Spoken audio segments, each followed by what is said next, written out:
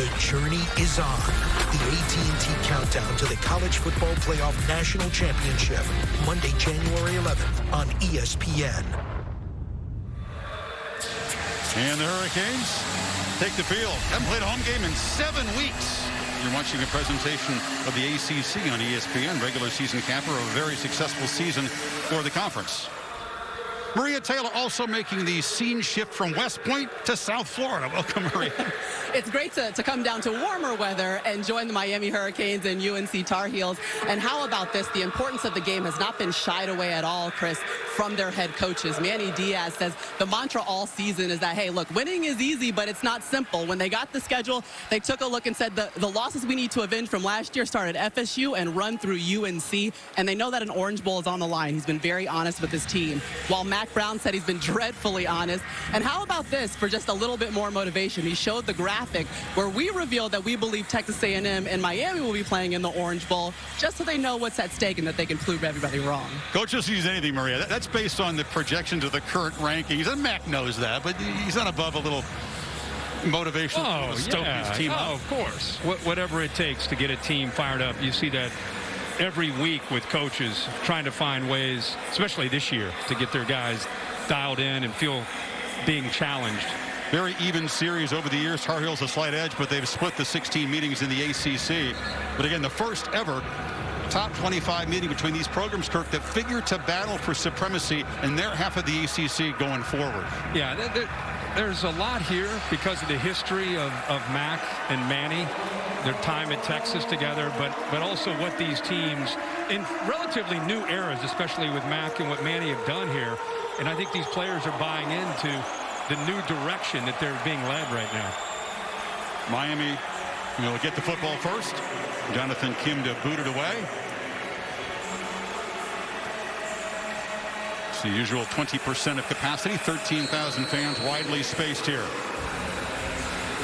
We'll see De'Aaron King and this high-powered Miami offense first. What we anticipate to be a shootout in the highest scoring season in ACC history so far. Mike Harley, the receiver who's on a tear, is back deep. And he will bring it out. Harley looking for a crease. Has one and closes it down quickly. And he's tackled at the 21. De'Aaron King criticized for his decision to leave Houston, but it's worked out well for him. First and foremost, this decision I made was probably the hardest I've made so far in my life. I think it was the decision best for my future and my college experience. I love this team. I'm so glad I came here. I love the University of Miami. I just want to do everything I can, everything we can as a team to finish on the right foot. But King's future and his present. Cam Harris is the back on this first play from the 21 and from the pocket. King has plenty of time, launches down the seam, and it's broken up beautifully. Tried to get the ball to Mark Pope, and coming back was Kyler McMichael to get a hand on it. That was a great play design, great execution, and a better play by Kyler Murray out there on an island. I love that Rhett Lashley puts the ball in the hands of his quarterback and playmaker and says, let's do it. Let's attack. Let's send a message. And McMichael, he was beat by a step, but had that catch-up speed to knock it away. King takes off on second down. One of the most dangerous running quarterbacks in the country. Just like that, they move the sticks. Yeah, he read the linebacker, 44. He just ends up flying out to the outside. And once he saw that, he realized he had a chance to pick up the numbers. Big advantage there. You got to watch out with the RPO game. 15-yard gain. Now King in the pocket. Flips it caught. Underneath, catch made by Harley. 3 out of the last 4 game, Kirk's 150-plus receiving yards. Well, they are clearly in aggressive tempo mode here early, just trying to be the aggressor, trying to attack, trying to get Carolina on their heels. They're not slowing down at all. 17-yard gain there.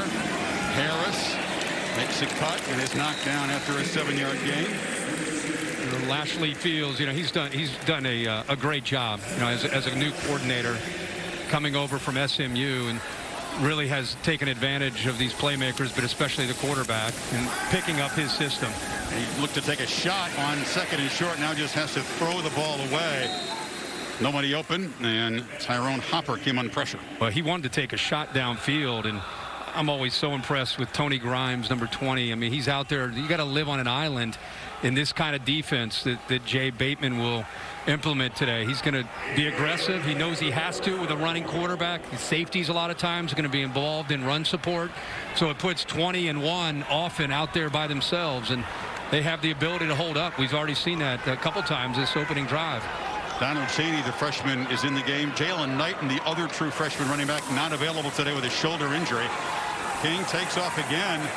And another easy read and another first down carry to the 36. Wait, North Carolina knew what was coming. I mean, you knew that Chaz Surratt's been looking at it all week. When they go to the receivers all the way to the sideline on third down, here comes number 1. It's going to be 1 against 21. It's just the way it's going to be today. Big hit right at the first down marker, but you can see that Derek King is a physical runner, really runs like a tailback. You know, low center of gravity, over 200 pounds, not afraid to lower his shoulder.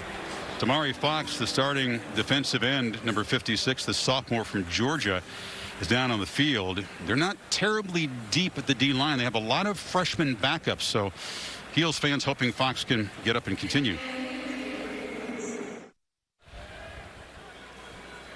Damari Fox on the Carolina sideline, standing up, the helmet on. That's a good sign. Miami, 6 plays. They moved to 43 yards. Nice run-pass mix. On first down, King keeps it again.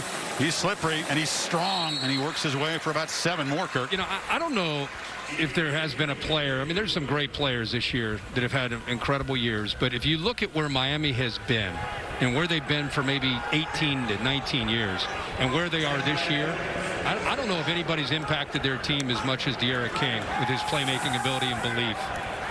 Swings it on the far side. That's an unusual place for a tight end to be, but Brevin Jordan will move all over the place.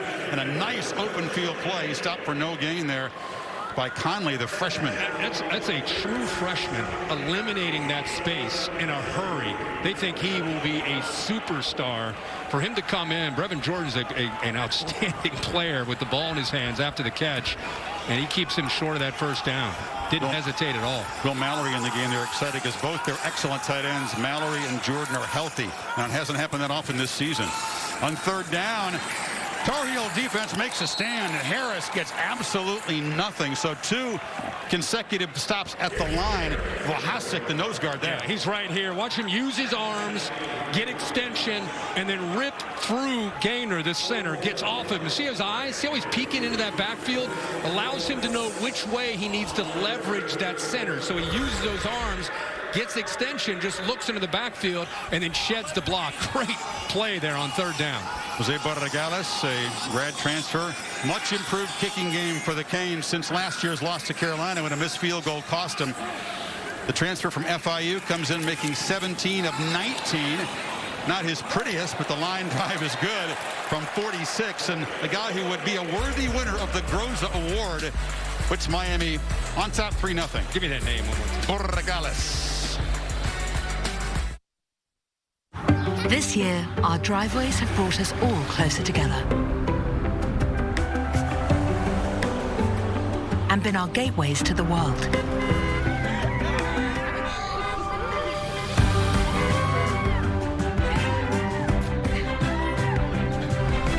For over 30 years, Lexus has been celebrating driveway moments.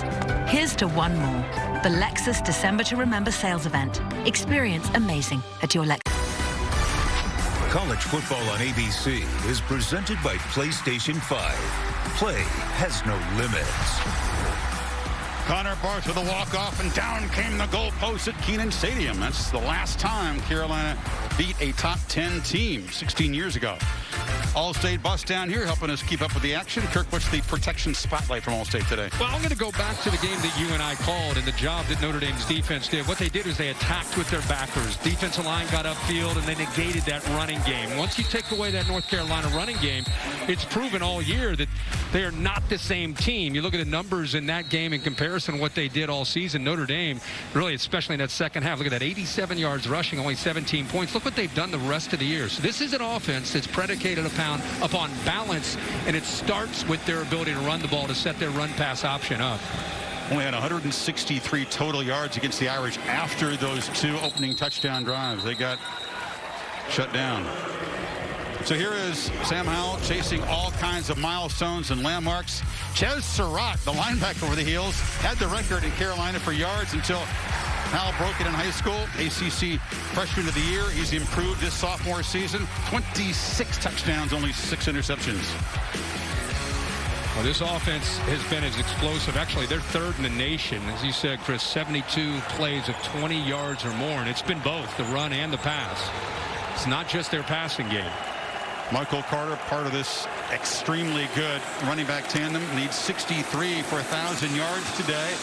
And off and running already. He's going to have the ball punched out of bounds, but he picks up a first down. Bubba Bolden on the stop. Boy, if that's an indication of what could go on today, that's a great start for North Carolina, running the football and the offensive line. You know, they're concerned about how Miami's style is up front as they want to get upfield. But boy, nice first play there to get things going. They fake it to him, and now Howell looking to launch downfield. It's Brown. He's got it in stride.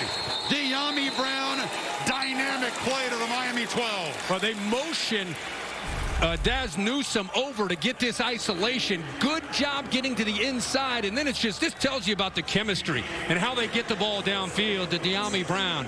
Sam Howell is as good as anybody in the country with that vertical pass, the accuracy on it. And when he gets Brown to isolated one-on-one, those Miami corners better hold on and not lose phase. Man, he found the football in the sun. It was no problem. Now on first down, they try to get it to Javonte Williams. The throw was low, and he loses yards. So you see Daz Newsome, he started on the left. They bounced him over to the right. And now you got all that motion, all that room there to the left to work with. Look at all that room outside, and with that accuracy, if he has time to throw, look at it, does not break stride. And hey, without shades, that's a pretty good effort going from the shade into the sun. Big time. Big time. Looking right back up into the sun. Beautifully executed on all fronts for the Tar Heels, and they are threatening to jump in front. It's a very, very fast starting team. First drive touchdowns in 8 of their last 10 games. Howell has time across the middle. Garrett Walston, the tight end, has got it. He's down near the marker at outside the 2-yard line, just short. Good job up front by that offensive line. Sam Howell showing his ability to work through his progressions. You know, he was off to the right, came all the way back to the left, where he eventually found Walston with a lot of space to work with in the middle after a blitzing middle linebacker. This is what the Carolina offense has done to just about everybody early in games this season. It's Daz Newsome in motion.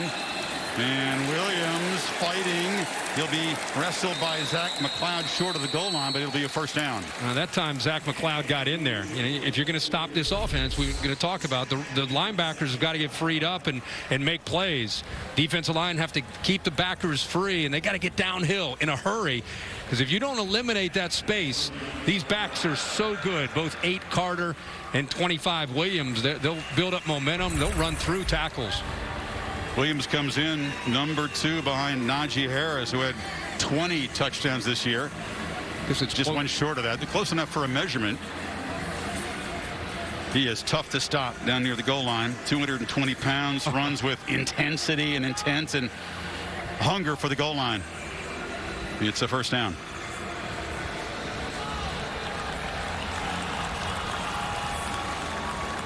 Phil Longo calls the plays, Kirk, and man, he just come out firing. What an efficient opening drive. Yeah. When I saw that running play work on that first play, that's a signal for Phil Longo that things are going to go well, because those backers and safeties have to respect that running game, and that's when they really start to make the big plays in the passing game. 2 tights for the Tar Heels. Walston joined by Kamari Morales.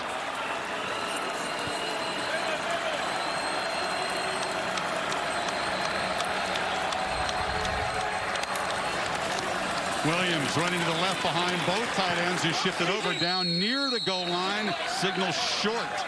Jennings and Jonathan Ford stopped him. Pretty good job again by those backers. Is what I was talking about, and how they can run through the backers that get upfield.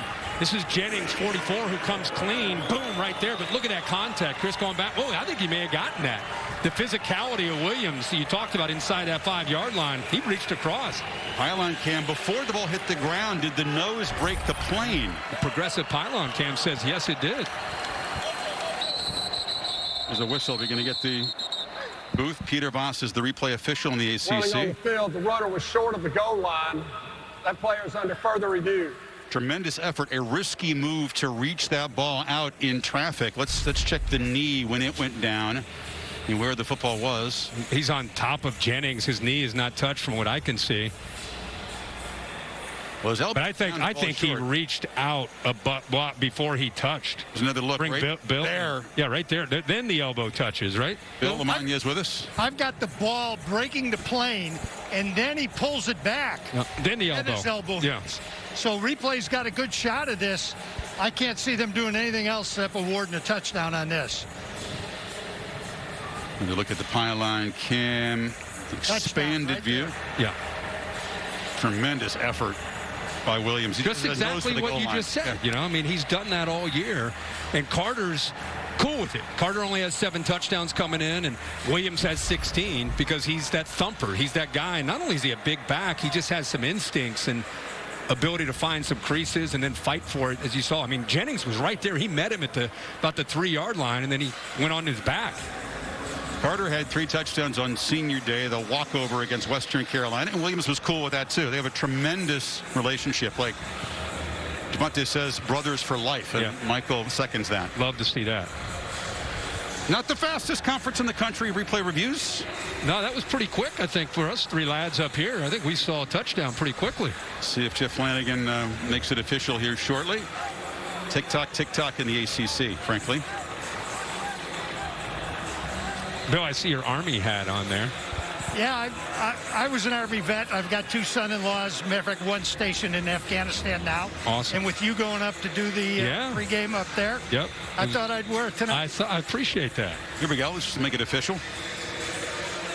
After further review, the runner extended the ball past the goal line, resulting in a touchdown. Delayed celebration for Williams. 8 minutes and 53 seconds. He's scored now for the 20th time, one short of the Carolina record. That's 3 receiving plus his 17 rushing touchdowns. Impressive 75-yard drive in 7 plays. Less than 3.5 minutes. What's amazing about his journey is, you know, he's been a linebacker in high school, and linebacker even college, short yardage back until Mac Brown and Phil Longo get here and say, hey, you're an every down guy. We can use you out in the open field. We believe in you. The only scholarship offer other than North Carolina was the ECU. Both teams have transfer kickers. Grayson Atkins comes from Furman, knocks it through, and there is a flag on the field. Told everything. Carolina kind of in. Manny Diaz was a young, hot defensive coordinator. Mac Brown hired him. In 2011 was a great season in Austin. 2012, not so much. And then early on in 2013, Taysom Hill and BYU ran for 550. 257 by the quarterback. Dwayne Aquina, the assistant there on the right. Let's just say they were not on the same page. And Mac made the tough decision to fire Manny the week following that game. They say they're okay now, but it's always got to be a little bit personal, right? When on the other sideline fired you? Yeah, I think there's mutual respect always, but anytime you go through something like that, you know, you're a little extra edge this week for sure, especially in Chapel Hill this week.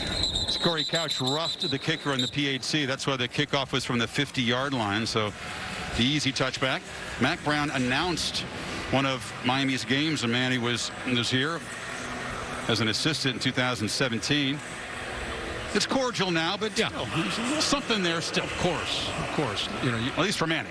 Well, yeah, no doubt, no doubt. Nothing would make him happier. And I think Mac acknowledged that this week with us. He said, you know, there's going to be a little bit more here for Manny. He respects. I think it's a good relationship, but of course he'd love to beat me for sure. Harris is pushed sideways and wrestled down. Conley, that freshman again with a tackle for loss. Well, I can see why they like him. He's an aggressive, instinctive player that can play out in space, but reads against the run and can get upfield. Gets underneath the block of Brevin Jordan, then back outside with his quickness. Outstanding play. Second time he's flashed today.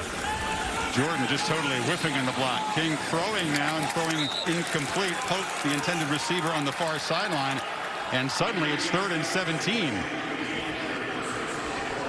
That game we did against Clemson, I thought that night that D. Wiggins and Mark Pope and Mike Harley had a rough night, had a really rough night. And the next week they were challenged, opened up to every position, starting position receivers. And I think Derek King and these receivers have gotten much, much better in the second half of the season. But they're going to be challenged by these Carolina corners today. Yeah, the Hurricane receiver is totally shut down. Non-factors in that route for Death Valley. 3-man rush against King on 3rd and 17. Scrambling, trying to make something happen. And he'll be chased down at the 26 by Conley and Chaz Surratt. Here comes the punt team. Pretty good effort. You see Chris Collins. I mean, this is what it takes. You mix up the looks. Jay Bateman's been blitzing. This time he rushes 3. It shows blitz, but ends up just bringing 3. You can see on the backside of Derek King. Look at Collins, 6'4", 245 pounds, trying to catch up with him. He gets close, but the fact he chased him out with 8 in coverage with their eyes on the ball, they're able to rally to it. Excellent punter, the 27-year-old Aussie, Lou Headley. Miami is number 2 in the country in net punting. More than 44 yards. That's tremendous effort. Headley just booms it down there. Newsome. He'll make a fair catch at the 28-yard line. Yeah, that opening drive for North Carolina is about exactly how you draw it up for Phil Longo. Good run early to start things off by Michael Carter. That gets the attention. You get man-to-man. You create one-on-one at the top with one of your better receivers, especially your best vertical threat, De'Ami Brown, and you can see the accuracy downfield. That's North Carolina offense right there. Chris and I saw that the first couple series against Notre Dame, and then it kind of went away. We'll see if Miami can try to adjust as well, but it just right now feels a little different with how North Carolina is attacking on that opening drive. Sam 3 for 3 on that drive. The big 51-yarder to De'Ami Brown. Straight back. They pick up the rush. Throw is underneath.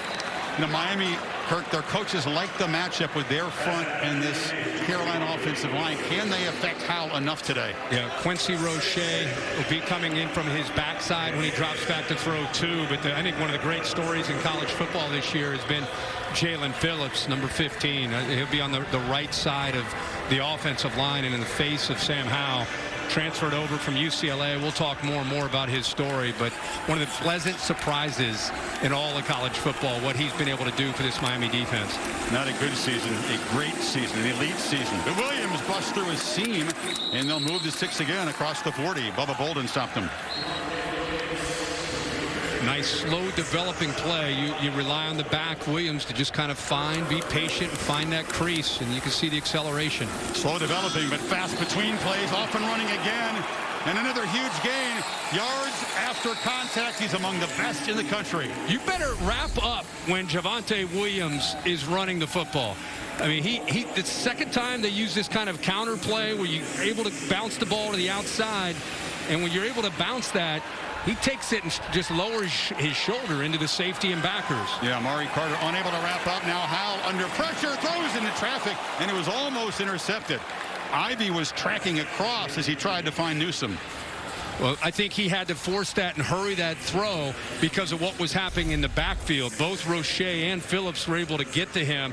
He's got some open receivers. That's a play that takes some time. You can see a little bit of confusion. Daz Newsome, he started to continue to head to the corner, and Howell, because of that pressure, tried to pull him back on his route. So a little bit of a miscommunication why we had a pass unable to be completed. Both those ends you talked about had him in a sandwich. They dump it down to Carter.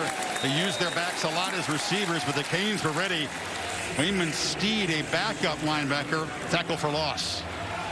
Yeah, he's got a little bit more speed, when he gets in there, and that time, good job of just reading it. Now long throw, and it's intercepted by Ivy, who just stepped right in front of De'Ami Brown, his second pick in the season. Chris, watch this technique by DJ Ivy. It's almost like he's the wide receiver. Watch his technique and how he turns and gets his body completely turned around with his head on the quarterback, so he knows when the ball's in the air. I mean, there wasn't a whole lot to the route. Manny was trying to get a timeout, so he didn't have 12. You can see right there his hands trying to get his hand or get the timeout before the penalty. A subtle flag by the side judge kind of dropped it on the field, so it negates the interception. A big play. Playing that fast, it's hard to get guys on and off the field, Kirk, for the defense. Yeah, they were flying in between those last two plays. I wondered if Miami had just the 11. Of course, North Carolina did not substitute. So you've got the big fella right here trying to get off. Clearly does not. And there's Manny right there trying to get the timeout. And he didn't get the timeout either. Makes it a 3rd and 9 play now from the 35. You see how costly that is for this Miami defense. 3-man rush. Howell, flag out, fires. It's complete on the sideline. That's Brown again. Now we'll check the marker. Yeah, just a free play. I mean, Miami jumped off sides in front of him, and so he could have taken a shot downfield if he wanted to the end zone. Instead, he just takes the first down to Brown. Wow. Offside, defense number 15. The penalty will be declined. The play made a first down. That was Phillips. Remember, Roche jumped offside against Clemson early in that game down there in Death Valley. The Canes never recovered from that penalty that kept a Clemson drive alive. Brian Anderson, the center, down on the field.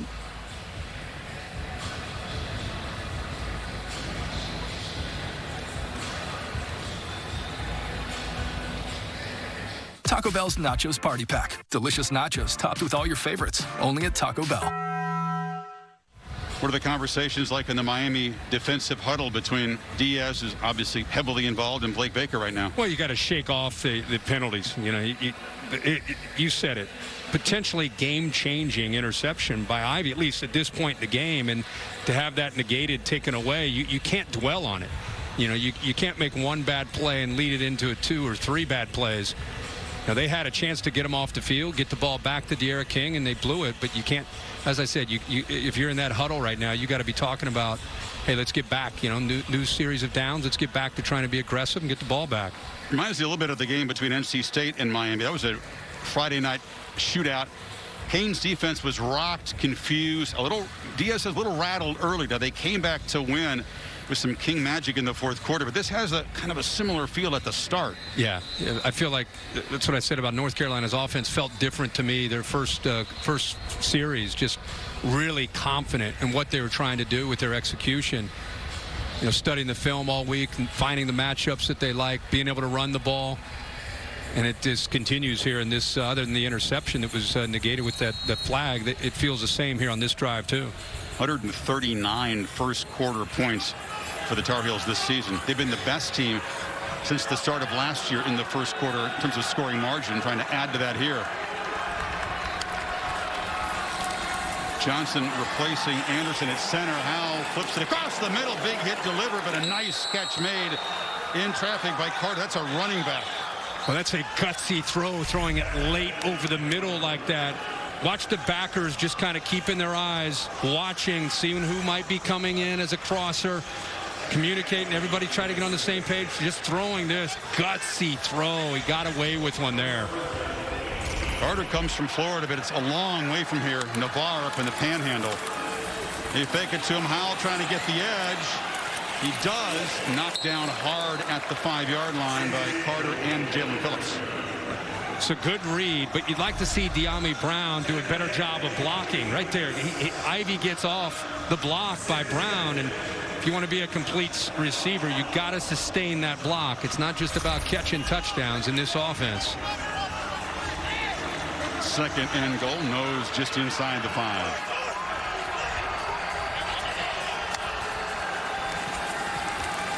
Flipped across the middle, catch made in heavy traffic. Newsome stretching, was not quite able to reach the ball across the goal line before Keontre Smith stopped him. 3rd down coming up. Well, the progressive pylon cam will give you a good look at this. Really put Miami in a tough spot. Keontre Smith, number 4, he either had to take Michael Carter, who slipped out of the backfield, who's going out to the sideline. He was kind of caught in between. No matter which way he went, Sam Howell was going to go the other direction, and eventually he found Newsome underneath. Starting center Anderson back in there now in this 3rd and goal play from the 1. Williams is the back. They shift all those tight ends around, and now Al's going to come under center. Hand it off to the big fella, one of the upbacks inside, and he did not make it. A little trickery down close. They are rarely under center. Yeah, so kind of a strange call, a funky formation, like a reverse wishbone, like diamond formation. They give it to Williams, their go-to guy, but give Miami credit for the push that they got up front. Good surge underneath. Offense on the field on 4th down as Mac Brown tries to stretch the lead on the road here. Big moment early in this game.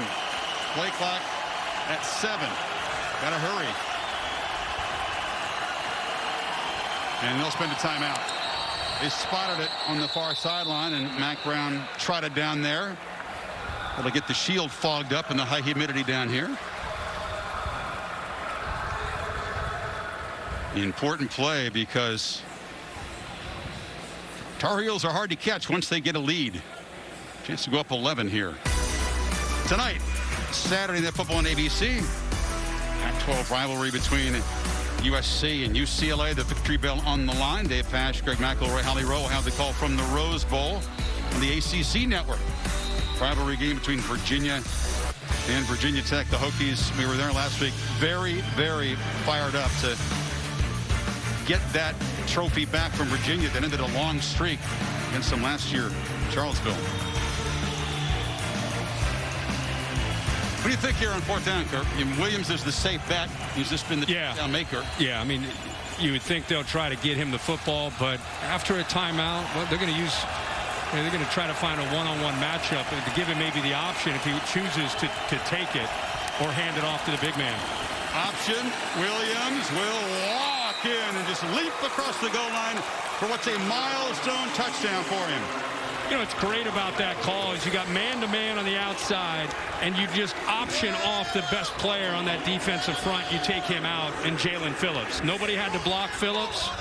You attack him with the quarterback, let him pitch it, and you got to receive. All 3 receivers are out blocking in front of Phillips. Good call there.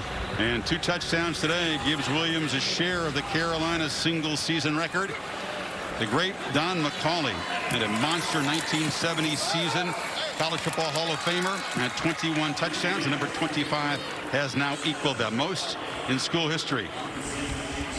So you got Jalen Phillips right here as a simple read, and then you got all 3 receivers out here manned up, but instead of worrying about running a route, they're just going to make a block, little pitch, and now you got the big man Javonte Williams who can walk into the end zone. So that interception, obviously, we knew it was going to be costly. Ends up cost them 7 points. McCauley broke O.J. Simpson's NCAA single-season rushing record in that 1970 monster season. 2-time ACC Player of the Year. Williams equaling him in the same number of games. Of course, they played fewer back then. And it means a lot to him as a North Carolina native. 14-3 Tar Heels, 2 possessions, 2 touchdowns, just like the note a couple weeks ago. Should be an important drive for De'Ara King. They need an answer on this coming up drive. Like you said, you don't want to give Sam Howell room to get way out in front of you. Miami had a 50-yard drive, led to a field goal at the first possession, then nothing in the second drive. Tar Heel fans will love to see this. Number 23 in Chapel Hill before Michael Jordan wore it. Great Don McCauley rumbling down the field with those big shoulder pads.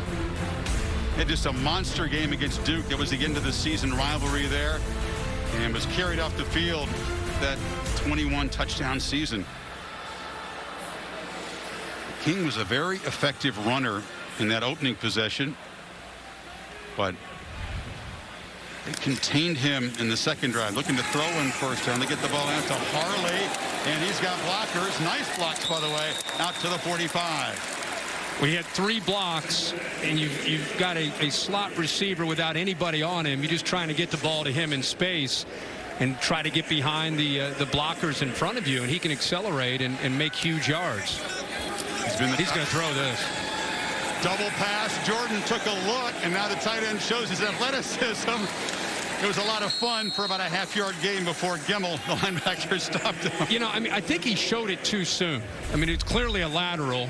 They threw a pass like this earlier, but I think Brevin Jordan went to show pass, and even the receivers are showing. I just feel like they tipped their hand there, and that's why he had no one downfield. North Carolina's defense wasn't buying it. Brevin's a great tight end, maybe not the greatest poker player. He didn't sell that well enough. Slant, but he can catch the football. That's what he does best right there. Make the catch, first down inside the 45. Yeah, that's his game. Good read by De'Ara King with slants. See, he's got a couple slants, so actually all three. Just has to read Gemmel. Gemmel takes the inside with 3, Farley, and it opens up for Brevin Jordan. Playing with tempo and first down from the pocket, delivers a strike to Harley. And that's another gain of about 11. Oh, it's incomplete now. Couldn't complete the catch. Drops have been a problem for this receiving corps. Morrison was there in coverage. Yeah, I think as Morrison hit him and he went to the ground, the ball came out. Morrison kind of plays with a chip on his shoulder. He's undersized at 5'9", back there as a safety. Most safeties have a little bit more length, but they just have to get him on the field because of his competitive spirit. He's been the most targeted defensive back in this Tar Heel secondary. They'll rotate the safeties to keep him fresh today. They know they have to with Miami playing fast. King took a quick look, but this is a designed run, and he's able to weave forward and pick up about 7 before Conley made another tackle. You know, I mean, that's where he has the option. You talked about how he wanted it, and actually he's just given that look. He's given the look like they've been throwing a lot out to the outside. Watch him give it a little shoulder, but it's a quarterback counter the entire way. Hand it off inside, and Chaney fighting, but not fighting for first down yardage. McMichael stopped him. Diaz needs a yard here on 4th down now. Final minute of the first quarter. These defensive backs are needing to get involved in run support when they are running the ball with King. Here we go. No hesitation. Heel's defense wasn't really set. Chaney, did he get there? I don't think so. The freshman slammed right into a wall, and the Tar Heel defense and Chaz Surratt, who had a nightmarish start at quarterback the last time Carolina came here. He's having a heck of a year at linebacker. Watch here in the middle. We talked in the opening drive. He's going to have opportunities. He's freed up. Boom. I love that he didn't hesitate. I love that he knew the down and distance. Situational awareness.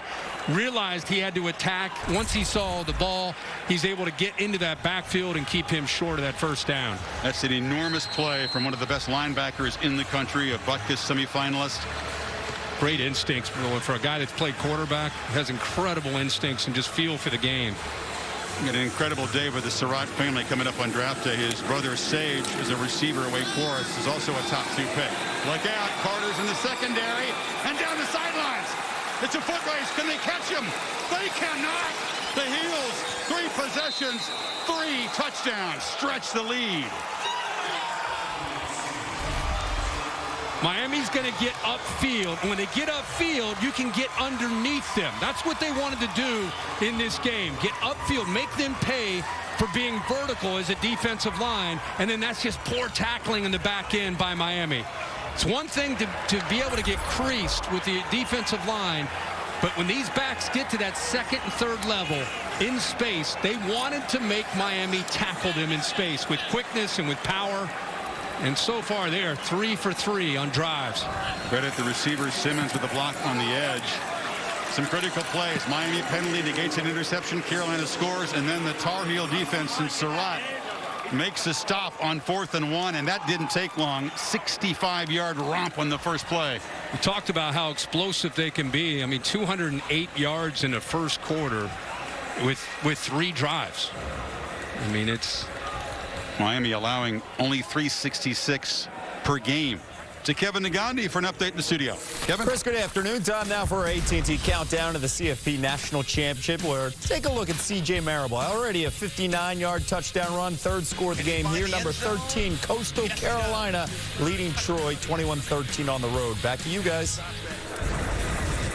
Coastal, a lot to play for. Yeah, I mean, there's still 3 quarters to play in this game, but watching from up here, the team with the white jerseys just seems to be playing with an attitude today. They're playing with They felt challenged. They're playing with a chip on their shoulder. We still got a lot of football left to play, but Miami better wake up and accept the challenge because North Carolina came to play. Absolutely. And with every possession as they fall farther behind, a little early urgency. Another look at the stop by Surratt in the hole. Yeah, we had an interception that was taken back that led to a touchdown. We get a 4th down stop with the play by Surratt. He's a chess whiz in elementary school. And then at quarterback, he was a lefty. It didn't really work out. Had 3 picks here at the stadium. 2 were run back for touchdowns and a loss to Miami. Incredible progression at linebacker. 115 tackles his first season at linebacker, and he's only built on that this season. Yeah, all conference flipping over that first year. Try to get the running game going with Harris, and there's a flag. There's going to be a hold on Brevin Jordan right on the edge, so another mistake by Miami. Behind the sticks again. Holding, offense number 9. 10-yard penalty, still first down. It's hard to get away with it out in space when you grab a jersey. Yeah, you saw it right away. The referee saw it right away. And more importantly, it pushes Miami back. They're right now being their own worst enemy in this first quarter. I mean, they're like a fighter that has just taken about 10 body shots right off the stool, and they're just trying to get out of the first round here. Tar Heels at the end of 1 quarter, lead it by 18. Total yards 208 to 91. Back after this message and a word from your local ABC station.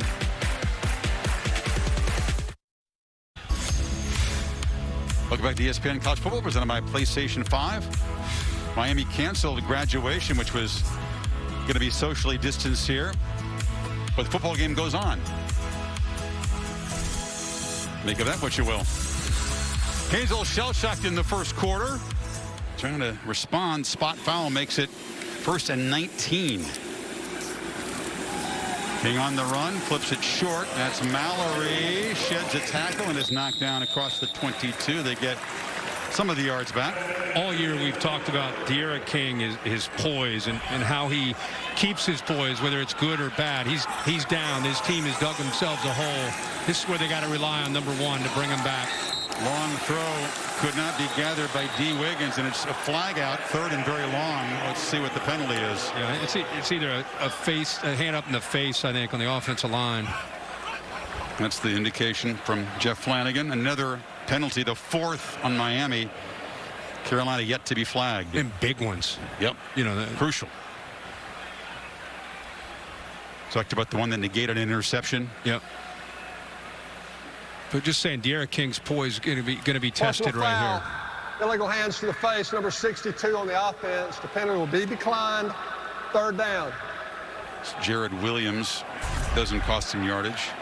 And the pass rush came to his outside, and to try to get leverage, his right hand gets up into the face of 17, Chris Collins. Need 13 to keep the drive alive and avoid giving the football right back to Sam Howell. 3-man rush. King takes off. Long way to go and not going to get close. Surratt was spying him and drops him at the 30, and it's 4th down again. Tamon Fox chased him out, and Surratt did his job, just kind of sitting and waiting. He's showing bliss. He'll drop out of that. And then he's just going to keep his eyes on 3rd down for crossing routes, and then De'Ara King pulling out. I mean, Miami's done this to everybody with success, where King gets space on 3rd down and makes you pay for it. But with a great athlete like Surratt, he's waiting for it there on 3rd and long. Daz Newsome waiting for Headley's punt at the 25. This Miami defense, which looked shell-shocked a moment ago on the sidelines, will go back on the field, Kirk, and find some answers. They have not done anything they set out to do. Punt rolls dead at the 20, a 50-yarder from Headley. Take a break.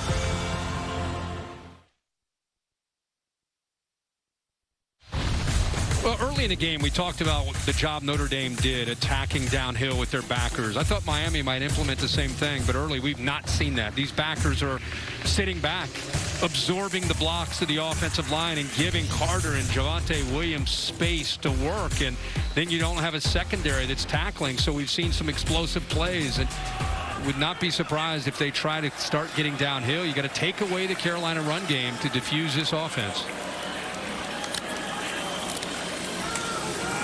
There's a first down bounce by Williams, not able to contain him, and he gets about 6. Maria? Well, Chris, you mentioned that the Miami defense looked shell-shocked before we went to break, and that's exactly how it looks on the sideline. They tried everything, players coming together and starting their own huddle. Safety, Bubba Bolden telling them to lock in, play Miami defense, and don't let them score again. But the subsequent possession for UNC resulted in a touchdown. Now, Manny Diaz has been very calm on the sidelines, just checking in with his players. They're trying to work it out. They can't contain Williams again. He's off and running. Another foot race. They're trying to run him down, and they do, but it's down near the Miami 10. Ivy saved a touchdown, but a huge run for 25. Zudu gets a great block. The left guard pulling here, picks up Jalen Phillips. Watch the left tackle come around as well. He gets underneath that and then bounces it. Nobody containing, and I love to see. There's the receivers blocking and helping their back out. Daz Newsome that time leading the way, but we just talked about, you sit back and absorb and try, instead of trying to get upfield, and it can blow up on you. Look back at FBS offenses in the last 5 years. Only the Louisville team with Lamar Jackson had more explosive plays than Carolina. And they've added to that total here today. They had 100 or 219 coming in of 10-plus yards. And you look at these backs last year, over 1,000 yards each. Now, after what they've done today, Javonte Williams has 100 yards on the game. He's now up and over 1,000 yards, and Michael Carter is as well. So that's pretty impressive. And you go back-to-back seasons with a couple 1,000-yard backs. Miami with some backup defensive interior lineman in there as Carter takes it and falls forward for 2. It's a defense, Kirk. They came in with some swag. They had a road shutout against Duke, the first road shutout since the 2000 championship team. They smothered the Blue Devils. They knew this was a much, much better offense, but they brought confidence into this game. And I think because Carolina took the fight to them, it just took the wind out of their sails. Maria just talked about the sidelines. We can see it from up here. There's no energy at all down there, and it's shocking that this big a game, so much on the line, and Carolina's taking a fight to them. Absolutely, and trying to stretch the lead here. Carter bangs forward to the 4-yard line. I mean, you start to about 25-point deficit. I know there's a lot of football to be played, and King's been magical in the fourth quarter, but that's a massive mountain to climb because you got to stop the heels a bunch of times. Well, exactly, and the only thing that can change the complexion of a game when it's going this badly is a turnover, is a sack, you know, is a fumble with the quarterback. That interception they had earlier with Ivy, something to spark the defense, the energy, because right now they're flat. Does holding him to a field goal attempt count as a spark? No. Okay. Atkins for the chip shot from an angle, and he knocks it right through. So touchdown, touchdown, touchdown, field goal for the Tar Heels in their 4 possessions. Moved it 76 yards. The lead is 21.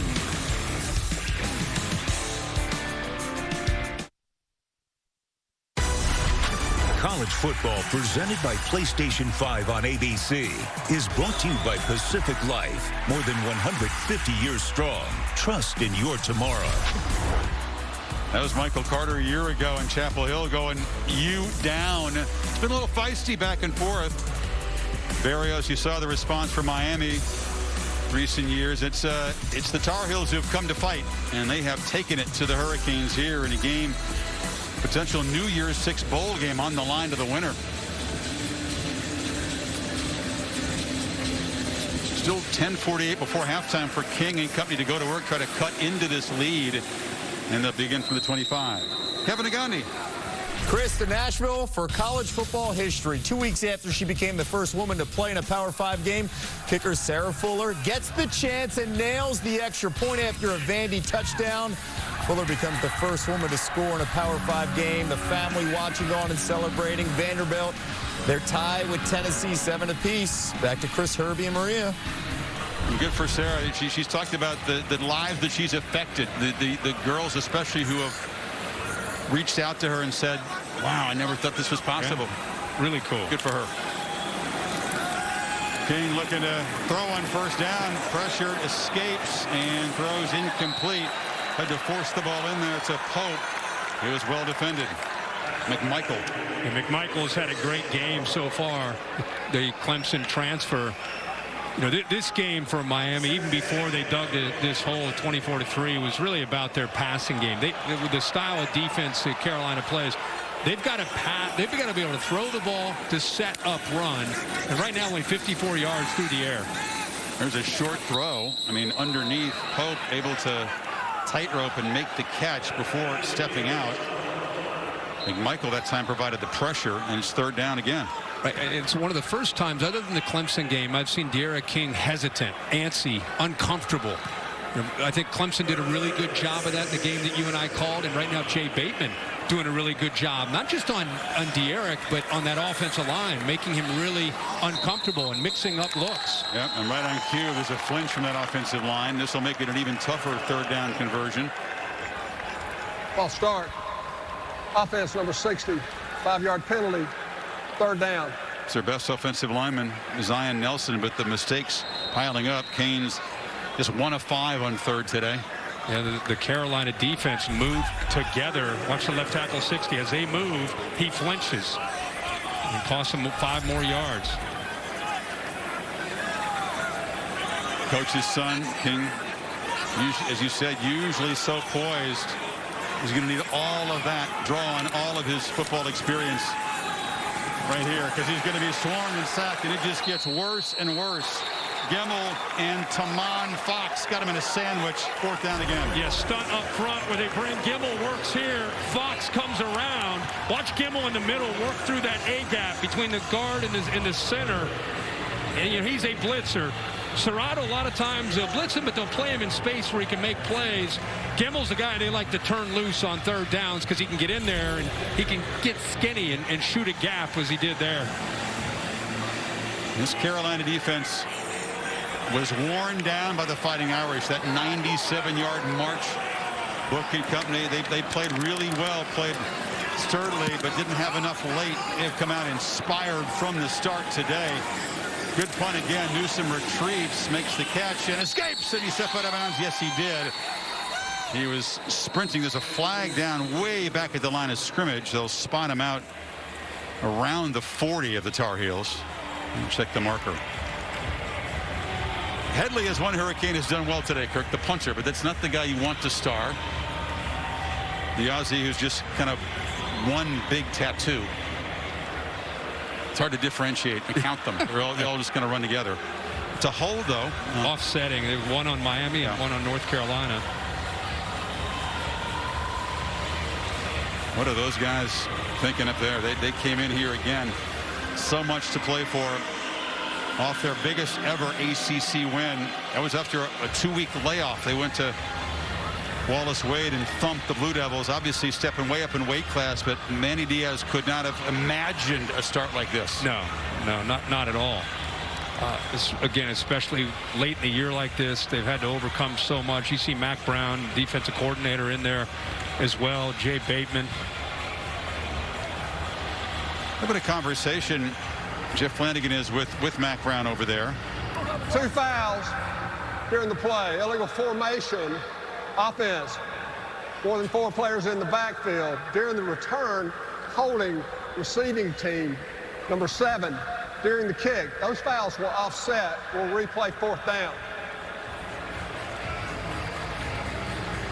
It's the first penalty on the Tar Heels. You know, when you're a coach and you've got a team that's not just down but has no energy on the sideline, you know, it's almost like you're in a fog. There's really nothing you can do. You can't grab them and shake them and try to wake them up. That's why I was saying you need a leader. You need somebody to make a play. So much time left in this game. There's 9 minutes to go in the second quarter. But until is that a good thing or a bad thing? Well, I'm just saying, until you're able to shake free from this, it's like mentally you've got both your hands tied behind your back here. They're flat. Headley, a low boot. Newsome will have a chance from the 36. Gets past one. Flag comes out. And that's a mistake by the Carolina special teams, and an illegal block, so that'll set him back. Kyler McMichael, the corner is out. Just pushed a man in coverage just right in the back. So there's a lot of things going on here on these two punts. It's gotten a little ragged. But if you're Miami's defense, haven't gotten the heels to punt yet. Did hold him to a field goal last time. We keep saying it because it just becomes more and more evident. There is serious urgency. Doesn't matter what the scoreboard, what the clock says. The scoreboard says another thing. And it's hard to come back on this Tar Heel team. They're so potent. Well, and Mac has a team in his second year on a big stage, and his foot is on the gas. Both teams. Illegal block in the back. Receiving team number 1. Don't tell me it's offsetting again, Jeff. Please don't tell me there's one on both teams again. Personal foul targeting kicking team number 27. That play is under further review. First, we'll take a look at the block in the back. Correction. Targeting zone number 26. Right there. Play is under further review. McMichael pushes the couch, the corner who's on the special teams.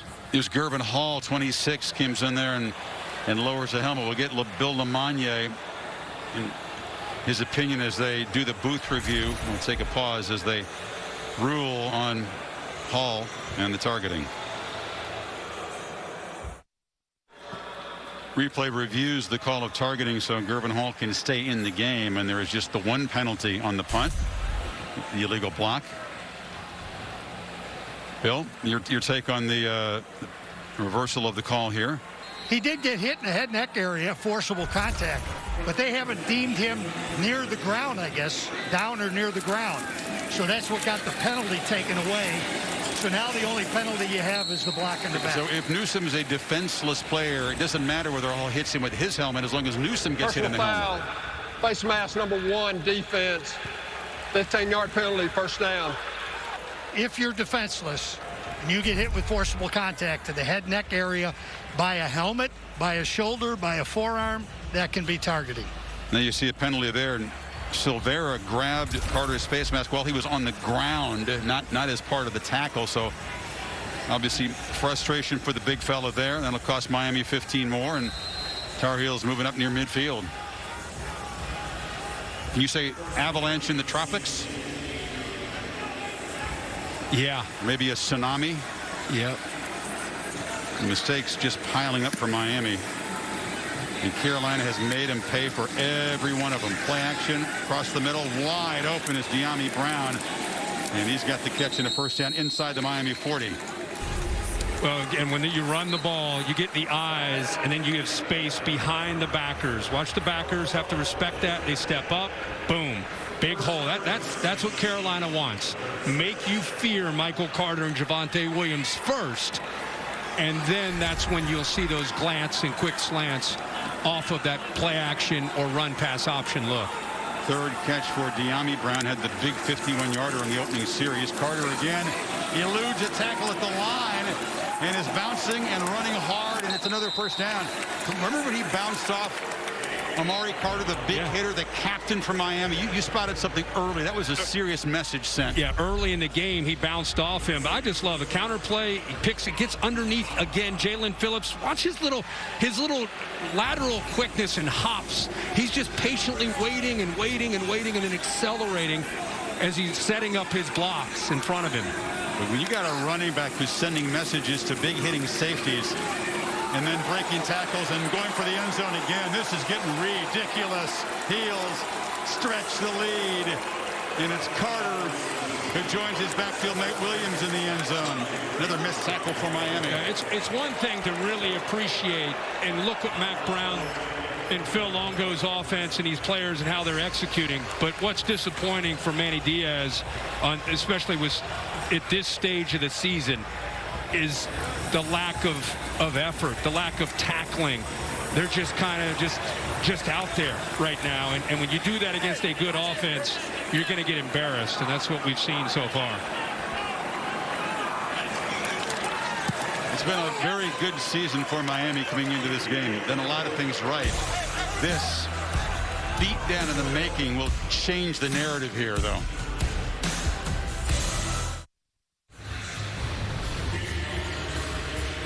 Here's Carter's second touchdown. Well, the thing that stands out to me is the vision right here, these backers. Watch how they come into this. Because Carter is so short, imagine being a linebacker and trying to find Michael Carter first. That's the first thing. So he's able to get through there, and then it's just poor effort and bad angles by the defensive backs. I mean, he's listed at 5'8", and he gets behind those big offensive linemen. He just kind of sneaks back there, and then before you know where he is, he's by you. He's off to the Senior Bowl to try to impress NFL people, and he did this last year, and he's doing it midway second quarter here, the downward U, and here's the Canes shell-shock defensive meeting. That's Manny Diaz right in the middle, trying to talk to him, trying to get these guys' attention and try to get them fired up. I mean, 31-3. Look at their eyes. I mean, they're in shock that this has happened. There's a whole lot of shock among the Miami faithful here with what was on the line for this team coming in. They haven't played at home in 7 weeks. If they win this game and Notre Dame and Clemson both go to the playoff, 3 weeks from tonight is the Orange Bowl game, and they were lined up and pointed towards it. Who knows how this game's going to end, right? I mean, right now it doesn't look good for Miami. They've fought back in other games.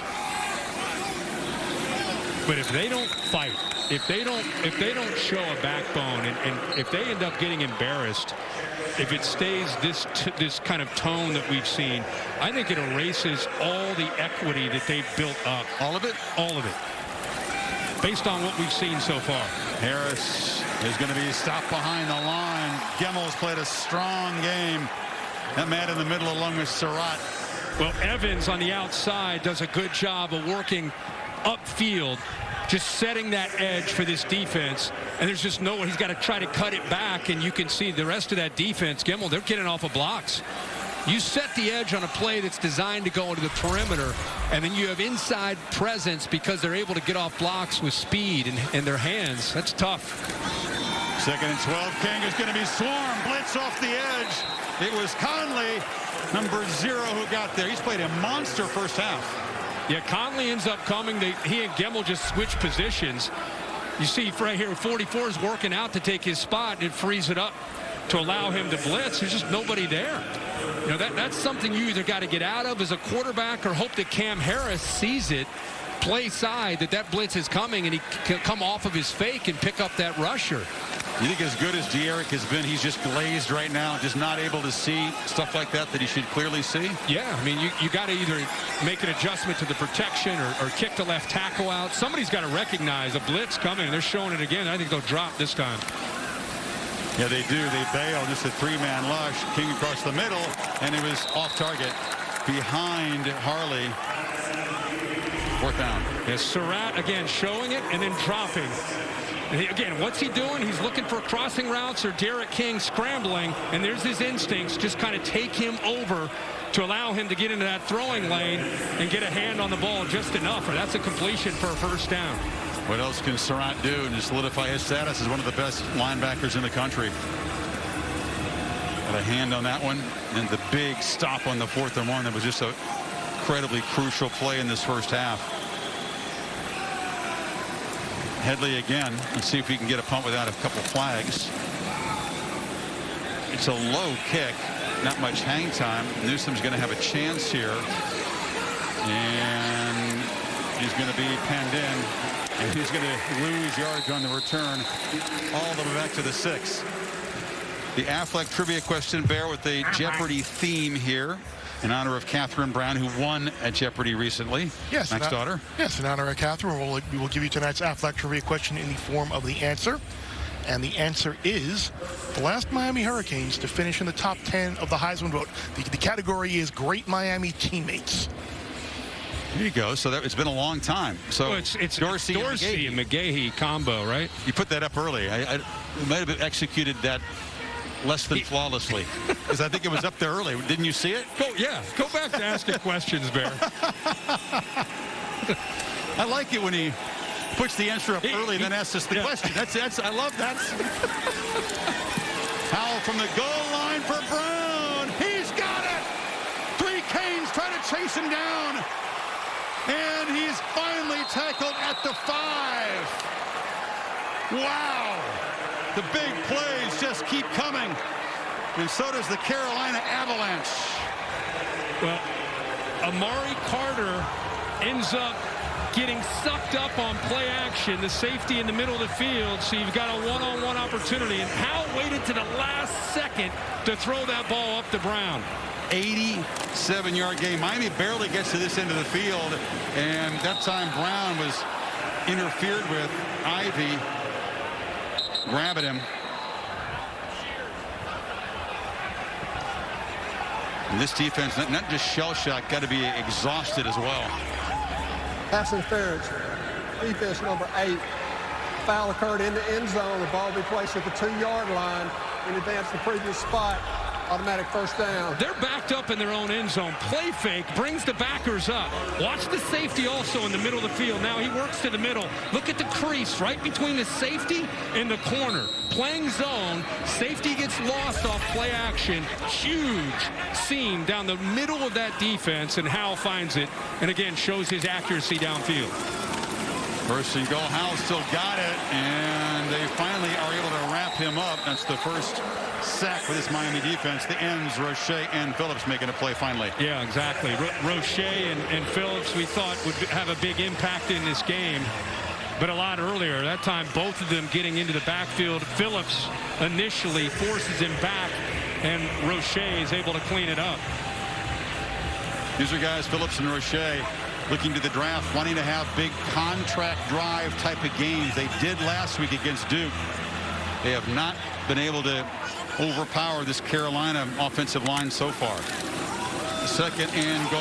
Williams, trying to own the record for himself with a 22nd touchdown this season, is knocked down at the line. There we go. There's some fight. To Corey Couch, 23. Bouncing the ball. You'll see Bradley Jennings working as a linebacker, trying to chase it, get him to the outside. But watch at the top here. He gets off of the block, gets underneath. They pride themselves on these corners being involved in helping set the edge. Good play there. Third and goal. Howell flips it to Williams, and he almost gets the running back cut in half, but it was very high. Gervin Hall hurt himself on the hit. His fourth down. Well, Gervin Hall read that because he saw that Daz Newsome was trying to block him 5, so he gets right by Newsome before he has a chance to play and gets into the backfield and hits Javonte Williams. A little bit of life there. After giving up the big play, they get backed up near their own goal line, and 2 or 3 straight plays there by the Canes defense. Hall wanted to get up and celebrate the hit, and then he realized, ouch, that hurt. He's given away 25 pounds or so against the very solid Williams. The Canes have at least forced another field goal attempt by Atkins, which so far today constitutes a massive victory for this defensive group. But we were talking about what could spark them. You know, that's maybe the first time we've seen some energy from the Canes defense. And it's 31-3. We had 3 minutes to go in the second quarter. And it came after an 87-yard pass around that set up Carolina at first and goal. They did come up with a couple effort energy plays. But Atkins, a second chip shot, trying to make the lead 31.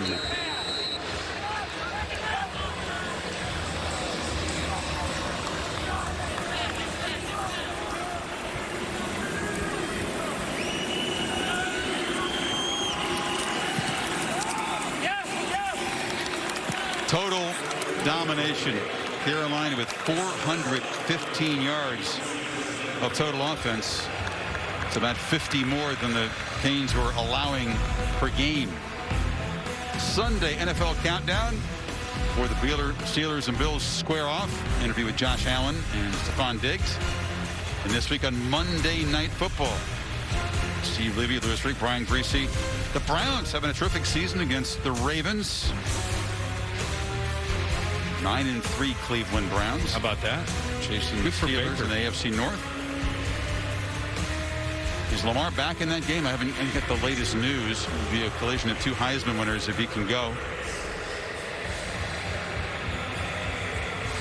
Wow. This is a first half that will live in infamy in Miami history, because They came in as 3-point favorites in this game on a high. Just the one loss at Clemson. A whole lot to play for. You saw Ed Reed, a shot there, the Hall of Famer who's part of Manny Diaz's staff here, has a strong role as a role model for these Miami players. He has to be shocked. And let's go to Chris Felica. Well, you had your fun there. The correct answer or question for today's Athletic Trivia question, of course, is Willis McGahee and Ken Dorsey 2002, and that probably explains why Miami has been down for as long as they have. So you're saying it's been a while, a whole generation. About 18 years since Miami had a player finish in the top 10. And the point being that this could be the first time with Derek King. If he gets into the top 10, they could have somebody finish that high. January 5th is the day the Heisman will be handed out virtually. If I'm a Miami Hurricane fan, at this point, you're frustrated, obviously. It's 34-3.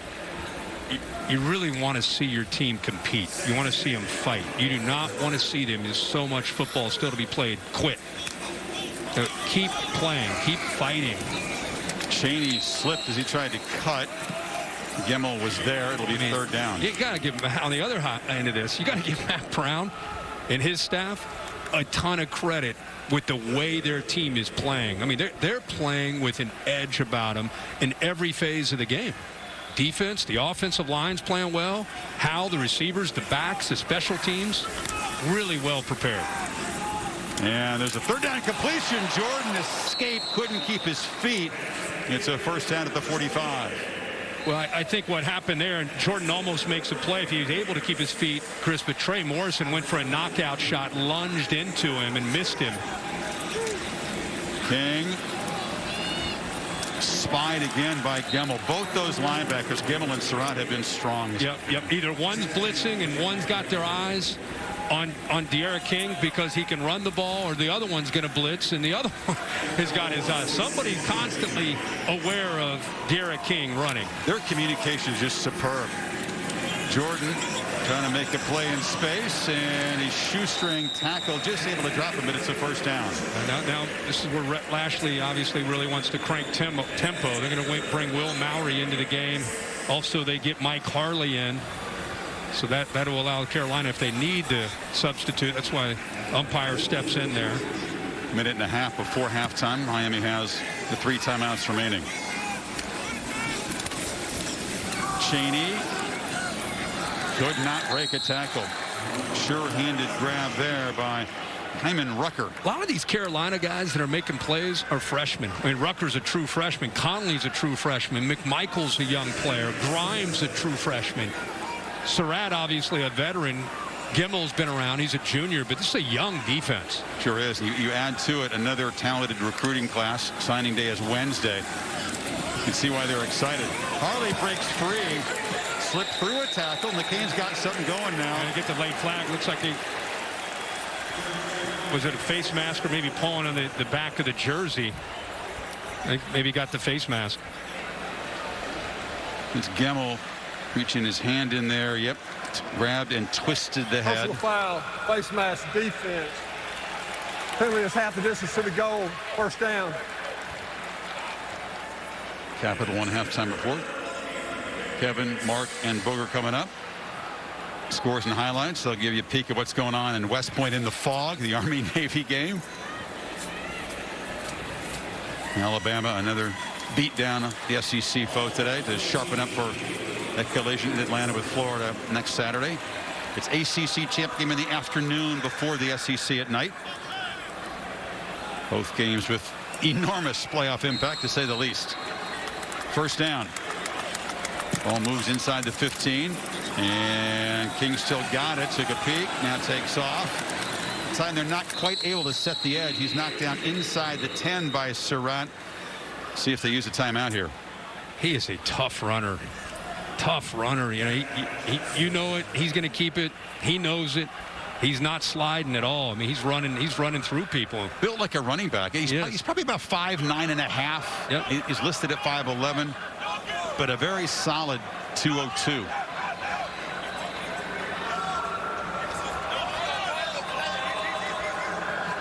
Carolina player losing the helmet led to the stoppage of the clock. I'll wind it now. Flipped over to Mallory, makes a one-handed grab. First down and goal. Surratt tackled him and saved the score. Nice play by Will Mallory. Uses his length, 6'5" and 245 pounds. Shows the athletic ability to get out there and make that catch. He's a terrific weapon in the red zone. In the great Mallory football family. Harris knocked down. They do have, again, the timeouts to work with. Gimmel and Surratt again. Gimmel was just in awe. You know, they're playing fast here. I'll hold that thought. Anyway, Whistle in Carolina spent the time on defense. He was in awe of Surratt, Kirk. He said he comes from quarterback. Because he injured his hand here playing quarterback, he's learning the position with a club in his hands. He went through the entire preseason of 2019 trying to learn and tackle with a club. He said he could not believe how quickly he picked it up. Yeah, and he's still a guy that was one of the top linebackers. They're going back to his quarterback days at lefty. It's the game you talked about here against Miami. Here, he used to making the tackle and was eventually a pick six. So changes positions, has to try to learn and adapt. And he's a savvy guy, obviously playing quarterback. He knows a lot. That's tonight. That fourth down play, give you an idea of his instincts. But he told us when Mac Brown came in with Phil Longo, he was frustrated, really depressed, didn't know what to do. He wanted to be a quarterback, but instead of transferring, decides to move over to backer where he could help the team. And needless to say, he has done that for the last 2 years. And he and Sage both going to be drafted. They're both rated within the top 41 draft prospects on the board. Harris, a collision with the receiver, Wiggins, who came across in motion. That is symbolic of Miami's afternoon. Yeah, that's tackled by the receiver. Yeah, that's just execution in the backfield. He's tackled, he said, by the receiver. Wiggins just mistimes the snap there with De'Ara King handing it off, and Wiggins is 6'3", 195 pounds. I mean, I think Harris was more surprised than anybody. You're right. That is symbolic. They practiced that 100 times. It's never happened in practice, and out here with the way things have gone, it happens. So they spend the timeout. You've still got 2 more, 14 seconds to work with, a couple of plays trying to at least dent this 31-point lead a bit before halftime.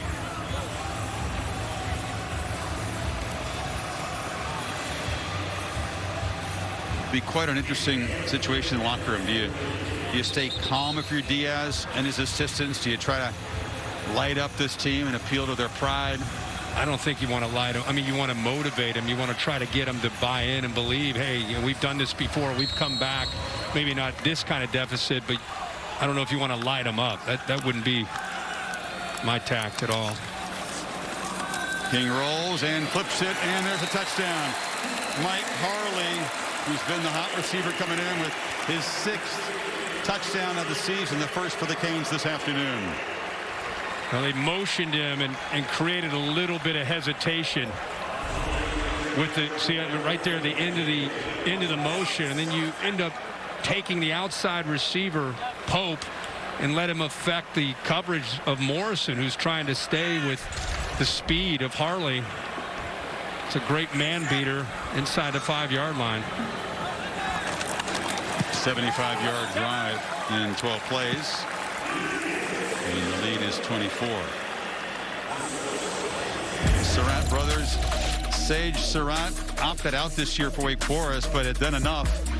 Listed as the 7th wide receiver on the draft board. And check out this exclusive club of brothers who were taken in the first 3 rounds of the same NFL draft, way back to the Barber brothers at UVA.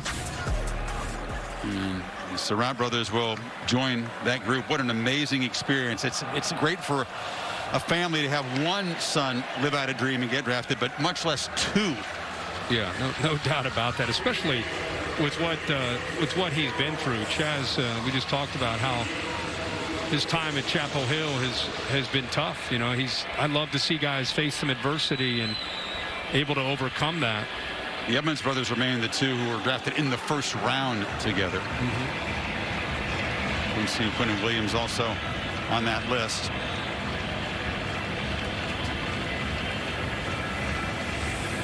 Surratt could have perhaps had a chance to come out last year, but as you said, wanted to come back, get 1 more year show the folks how good he could be. And you make a strong business decision sometimes by coming back. We talked about Travis Etienne a couple of weeks ago. You can elevate your status, go up a round or two. About his career, but he's had a big night. The 4th down and 1, pulls the trigger early, gets into the backfield, keeps Miami short of the 1st down. We've seen a lot of this, just spying on 3rd down. The athletic D'Eriq King in space is difficult sometimes to manage, but that's been what he's been focused on this week, that and using his eyes and instincts in coverage, which he's always been able to do. So his versatility, he can get into the backfield as a blitzer, but he can also sit and play in space. That's why the NFL will really like him, is he can do a lot of different things. It's been both Howell and the tailbacks. Incredible first half with this North Carolina offense. And finished with 421 yards, 230 on the ground. All 4 touchdowns came on the ground, 2 by Carter and 2 by Williams. They will get the ball to begin the second half. This crucial ACC collision has been a mismatch as the underdogs from Chapel Hill lead it by 24. A stunning first 30 minutes here at Hard Rock Stadium. The Capital One halftime report is coming up right after these messages. Manny Diaz in Miami, a lot of work to do.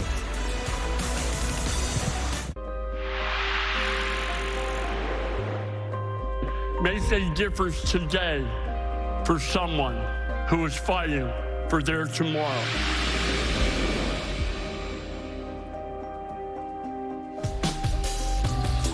Welcome back to South Florida and ESPN College Football, presented by PlayStation 5. This presentation of the ACC on ESPN. North Carolina with a 24-point lead at halftime as we begin the 3rd quarter. Tar Heels will have the football. That electric offense as advertised, throwing and running, dominating Miami from the get-go here, Kirk. Yeah, it's really what you find out, what you're made out of if you're a Miami fan. And with North Carolina, it sounds crazy, up 34-10, but this is where Mac Brown went in there and probably gave that one of those speeches. It's 0-0, guys. Second half, we are not letting up. We're not letting them come back. They've had a history this year of fighting back. We're not going to give them a chance. Both teams have had spirited 4th quarter rallies. You're wondering, why does Carolina not look like this more often? How are they a 3-loss team? Had 2 losses by 3 points. Got way behind Florida State and lost to a team that Miami beat 52-10. Lost a close game to Virginia and hung right with Notre Dame. One score game until the final few minutes. But I think what they were able to do tonight, you see our Pacific Life game summary, they got off to a great start. You know, they were able to get their running game going. And when North Carolina gets their running game going, it just opens up every aspect of their big play potential, not just running the ball, but with Sam Howell in the passing game. And then on the other side, it's been a physical defense, a defense that's played smart, really well prepared. They've mixed up their looks, made D'Eriq King look flustered, which we've not seen much of this year other than the Clemson game. Williams and Carter each with 2 touchdowns in the first half. This is Carter taking off. They pick up right where they left off. Again, they can't contain him. He gets the edge and scoots out near midfield. Each guy over 1,000 yards for the season tonight. Well, when you have a defense that's going to flow and over pursue, you can get a back that can cut back and feel that. See how those linebackers at the second level, they're running as fast as they can to try to get to a spot, and Carter does a good job of sensing that. You like his average before this carry? 18 yards per carry. He had gained 143 in his 8 carries. That's what you dream about. I love how they just keep rotating him, too. Robert Gillespie, who played at Florida, has made himself a great career as an assistant coach. He's now working with Mac Brown as a running back coach. And Mac and Phil Longo, the offensive coordinators, say, I don't even know who's in there. It's not like we call certain plays for certain guys. Robert Gillespie just does a good job of rotating them, keeping them fresh. You say, who's the hot hand? He said, what happens when both hands are hot? How do you decide who to play when each guy's ripping off you? Like tonight and most of the year. Newsom with the catch, another first down. It's been pretty easy for Sam Howell, this ferocious Miami pass rush. He's been kept pretty clean, and it was touchdown, touchdown, touchdown, field goal, touchdown, field goal in their 6 first-half possessions. More than 400 yards in the first half, and we're 450 now.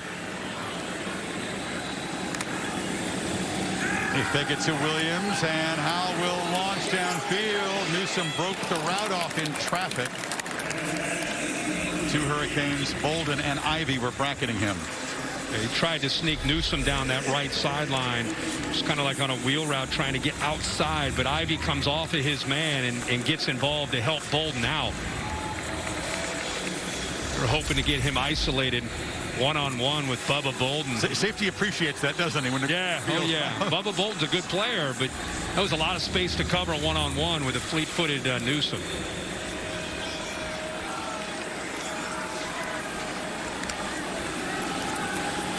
Second down, and pass thrown underneath to Antoine Green, Jr. from here in the state of Florida. Just his second catch this season. They're going fast here. Green will have a chance next year. And Newsome and you would think De'Ami Brown both move on. Brown a junior. Reason they went as fast as they did was to prevent Miami from getting any kind of another defensive back. Keep them with 3 linebackers. Can't get more speed on the field. Then they look over and end up adjusting and get the play call. Need 5 on third down. And that time Williams, well, I was going to say hit behind the line. He bounced off a couple of tackles, but is going to be stopped after a short gain. And it'll be fourth down. Carter eventually got him down. Yeah, Jalen Phillips, I thought he might lose the edge because he gets to the inside of Tucker, the right tackle. Watch him go inside, and I thought, uh-oh. Then he gets back outside, almost makes the tackle, but does enough to slow him down. And then the rest of the defense is able to help out. You cannot lose the edge. It's so hard. They run inside of you, and they can run outside of you, but you cannot lose the edge against Williams and Carter. Up 24, Mac Brown and Phil Longo going for it on 4th and 4. They pump in the fake crowd noise. Al escapes, tries to run for it, and takes a big hit right near the marker.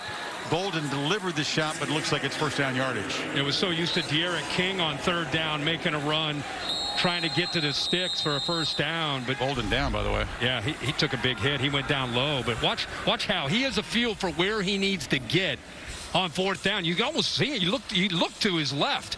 He's actually looking at the sticks. He knows he's close. He looks over. Am I there? And then he reaches across. Timeout on the field. It is a first down.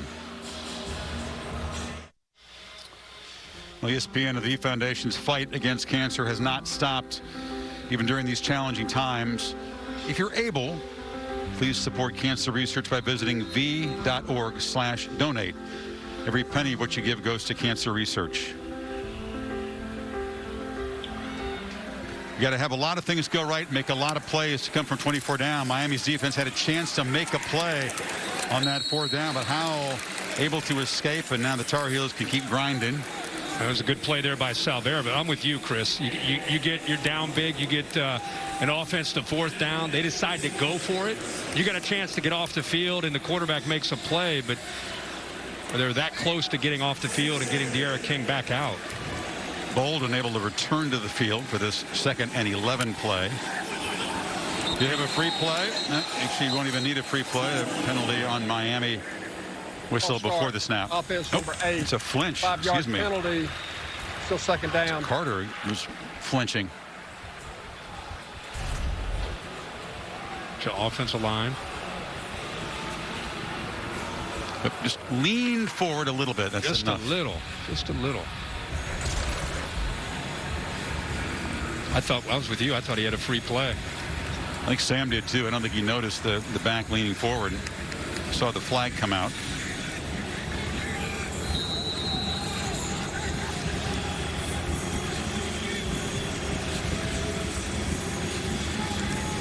Al yet to throw a touchdown pass tonight. Chasing Darian Durant's record, 68 career touchdown passes at Carolina. Carter gets the edge, and then he never was tackled. I mean, Carter came up high, able to finally get him forced out. There's a flag.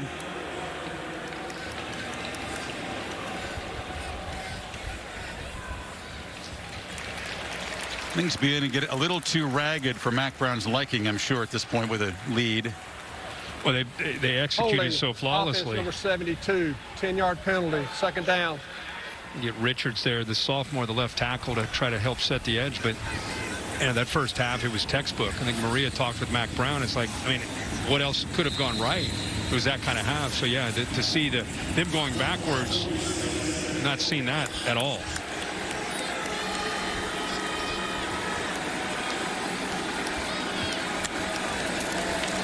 Handed off on 2nd and 26. Williams. Another huge chunk play. Almost got all the way to the first down marker. Where do they spot him?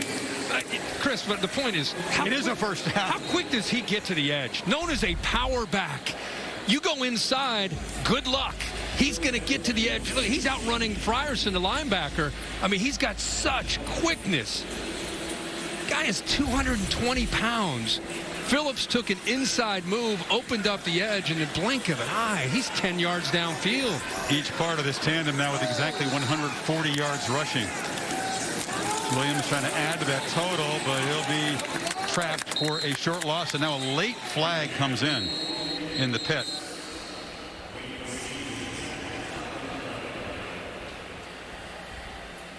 Carolina again. Holding, offense number 68, 10-yard penalty, first down. Center Anderson. And Mac, you can just tell, you know, he's been around coaching 32 years as a head coach, 31 as a head coach, 42 overall. He's seen teams, you know, with huge leads, lose their throttle back, lose the edge a little bit. That's what he's trying to. I think that's what he was trying to make sure he established at halftime. And now here they are with the ball in the first possession. They're in plus territory, chance to put big points on the board. He's got that one-on-one matchup at the top that's been lethal most of tonight.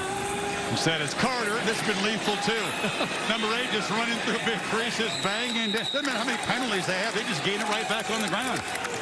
Back them up. Convert. Yeah, they get the ball to the outside, but watch the safeties and linebackers. Watch them try to get off blocks. They're just kind of stepping out of the way. I mean, Walston, the tight end, didn't even have to make a block. The safeties and backers are just kind of olaying and getting out of the way, giving Carter plenty of room to run. Banging down inside the 5.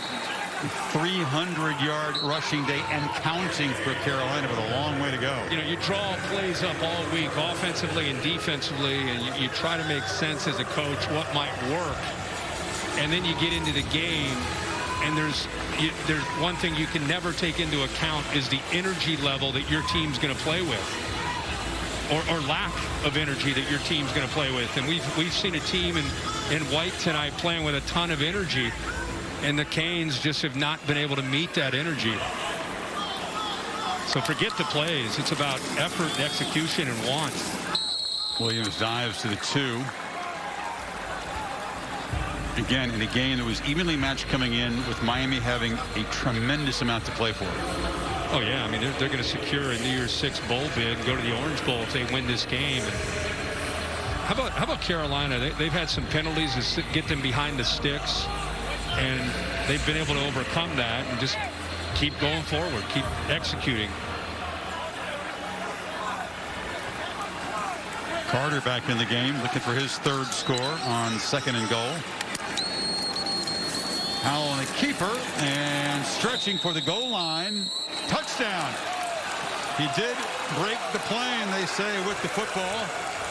And a 5th rushing touchdown as the quarterback joins the party. Another check here. Yeah, Chris, I think what you said is accurate. I think the stretch out right there to break the plane, the nose of the ball, and they'll take a peek at that to see if the nose actually did get across. His own hand is almost preventing the ball from getting there. On the field was a touchdown. Progressive pylon cam. Let's see, Chris, if he extends. It's close. Really close. Just has to break the front of that white line by a centimeter, the nose of that football. Boy, like I said, his hand is there. I don't know if the ball is. Both his hands got on the tip of the ball, and I think his hands broke the plane, Bill, but I don't know if the ball actually made it. Do you have indisputable video evidence? It's going to be the key to overturn this call. His hand could be blocking the ball. So I don't think you have indisputable evidence, so you got to go with the call on the. Oh, there you go, Billy. Look at that. You see that? The ball is just kind of on the fringe of losing control of the football as he's headed to the ground there. But I think Bill's point's a great one. Did you see enough to take the touchdown off the board? Let's hope it isn't a massive review here. After further review, the ruling on the field stands. Touchdown. So enough, or not enough, I should say, to turn it over. And the Tar Heels now make it 5 touchdowns and 2 field goals on their 7 possessions today. Another 75-yard drive. They did in 13 plays, and they also cheat up half of the third quarter in doing it. Well, Phil Longo. Last time you and I saw him, and a couple weeks ago, day after Thanksgiving against Notre Dame, things didn't go that well. We showed at one point he and Sam Howell talking after another frustrating series. It's a totally different story tonight. They are in sync, feeling good, and putting points up. You ask him, he remembered that, the conversation on the icebox. We sat in the icebox. Then he got really emotional, too. Yeah, he did. Different emotions this afternoon. 40-110. One of the biggest moments of the day, brought to you by Samsung QLED TV. Focus on the tailback tandem for North Carolina, who have both been brilliant. Williams just galloping into the end zone. That tied the single-season touchdown record that great Don McCauley shared. Carter's reached the end zone a couple times. Not a huge fan of mocking the other team's logo. I don't know if you love the horns down when they do that in the Big 12. I don't know if you need to do that. You're kicking their tail on the field, but you can see both guys just monster, well over 1,000 yards on the season. 313 on the ground's not a bad night. 2.5 quarters into the ball game. Nope, not on less than 30 carries. So for a 10 a carry. Doing the math at home.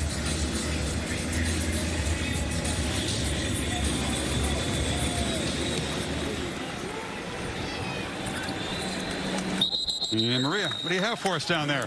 Well, Chris, that last defensive series for Miami goes against everything Manny Diaz told his team in the locker room. He told them that their energy will be a direct correlation to their belief, and they can prove that on the field with every single play. He also wanted them to believe in their teammates, believe that they could win every single play. Now, one thing that he's making sure that he does is saying that they have to have the energy to finish plays, and he told them that they've been down 20 before when he was the defensive coordinator against Florida State back in 2018. That was the one example he could give them to try to bring hope to this game. Coach has got to try. Now the deficit's 31. King immediately under pressure, flips it off in the flat. And that's Gemmel, who's had a terrific afternoon, wrestling Harris down for a loss. You know, I think a mark of a well-coached team is in a situation like this, when you're up 41-10 and still another quarter and a half to go, there isn't any let-up at all. I mean, there isn't any let-up at all from this defense. Jay Bateman brought them in, made him feel challenged against De'Ara King and his speed, and they played with that attitude the entire game. It's Jordan down the seam. He escapes, and he's going to score. Revin Jordan, a touchdown of 76 yards. That's one for his highlight reel on an otherwise tough day for the Hurricanes. Well, give Jordan credit here. He gets matched up one-on-one with Don Chapman, who's given him a lot of room to work. A little outside move he bites on. And then De'Ara King, who's showing Sam Howell that he has that same accuracy downfield when he has time to throw, and he's got a receiver that is able to get separation, puts it right on the money for a nice play for the Canes. So the chart from Diaz apparently says, you know, when you're down 25, you go for 2. I'll tell you, Jordan is a tough matchup. A tight end who's in this offense with Will Mowry coming on has become more of an H-back in the slot, detached. Tough matchup for safeties. And he's caught 5 touchdowns now on the season. He's that kind of player that is... Timeout. North Carolina. First charge timeout. Coveted on Sundays these days. There's kind of hybrid guys, tight end body, but receiver, route running skills, ball skills. Yeah, because, I mean, you see that, you're right, on Sundays all the time, you put a backer on him because of his size, and he's able to run away from him, and sometimes you put a smaller safety, and it's a mismatch because of the physicality. That time, he just ran away. Great stem to set that route up by set up Don Chapman to turn away from him. Now, selection show will be a week from tomorrow after the championship games are settled in the conferences at noon Eastern time. The Rose Bowl game, the All-State Sugar Bowl of the semifinals on New Year's Day. And Bill Hancock, executive director of the CFP, kind of restating what he said all year, looking forward to the semifinals and the championship game, which of course is right here in Miami. And there seems to be, some confusion. There's been so much different and unorthodox about this troubled college football season. The fact that we're nearing the finish line is a victory in many respects, but the playoff will go on. Yes, sir. As planned. Yep. And I think the teams that get in it will be wise to create a little mini bubble if they can. Keep those guys safe for the 11 days between the selection and the semifinals. 2-point play. King has time, zips it on a dime, and it's good. D. Wiggins with the grab, and Miami cuts into the lead, 41-18 now. That's a quick 75-yard drive in 2 plays in 36 seconds. Haynes showing some fight.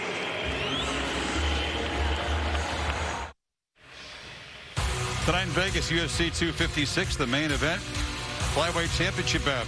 Davison Figueiredo, the champ, defends the belt against Brandon Moreno, who's the #1 ranked contender. The prelims are at 8 on ESPN2, and Deportes, the main card, pay-per-view at 10 o'clock Eastern.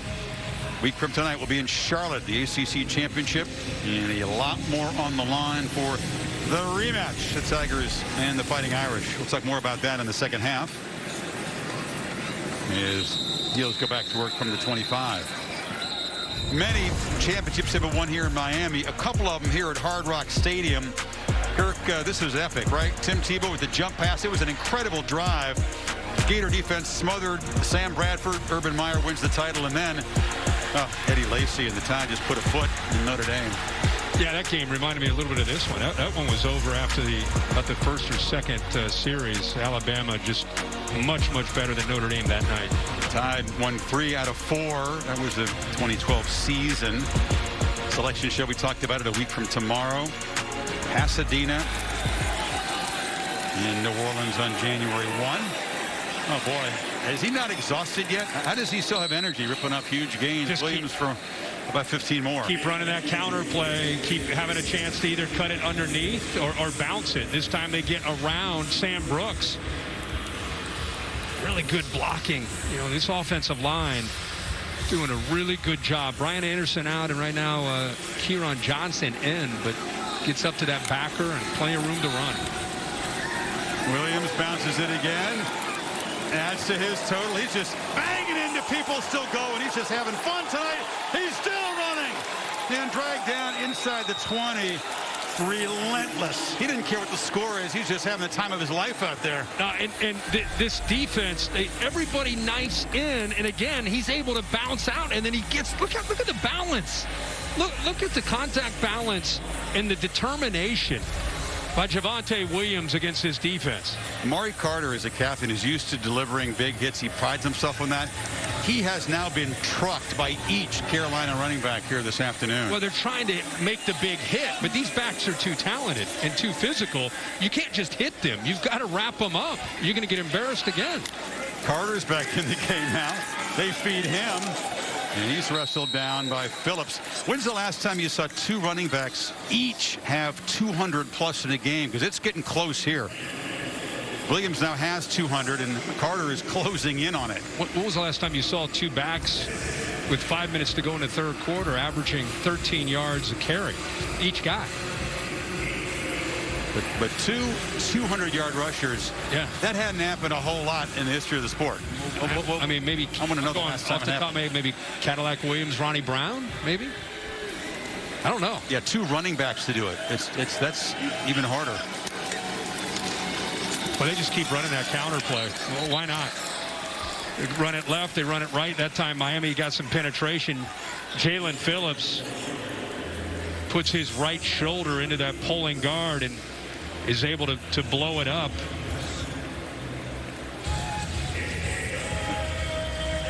That one negative play and knocked him back to 169, but 31 away from joining Williams' double century mark this afternoon, each with a pair of touchdowns. Williams back in the game now. Will they run it again on 3rd and 15?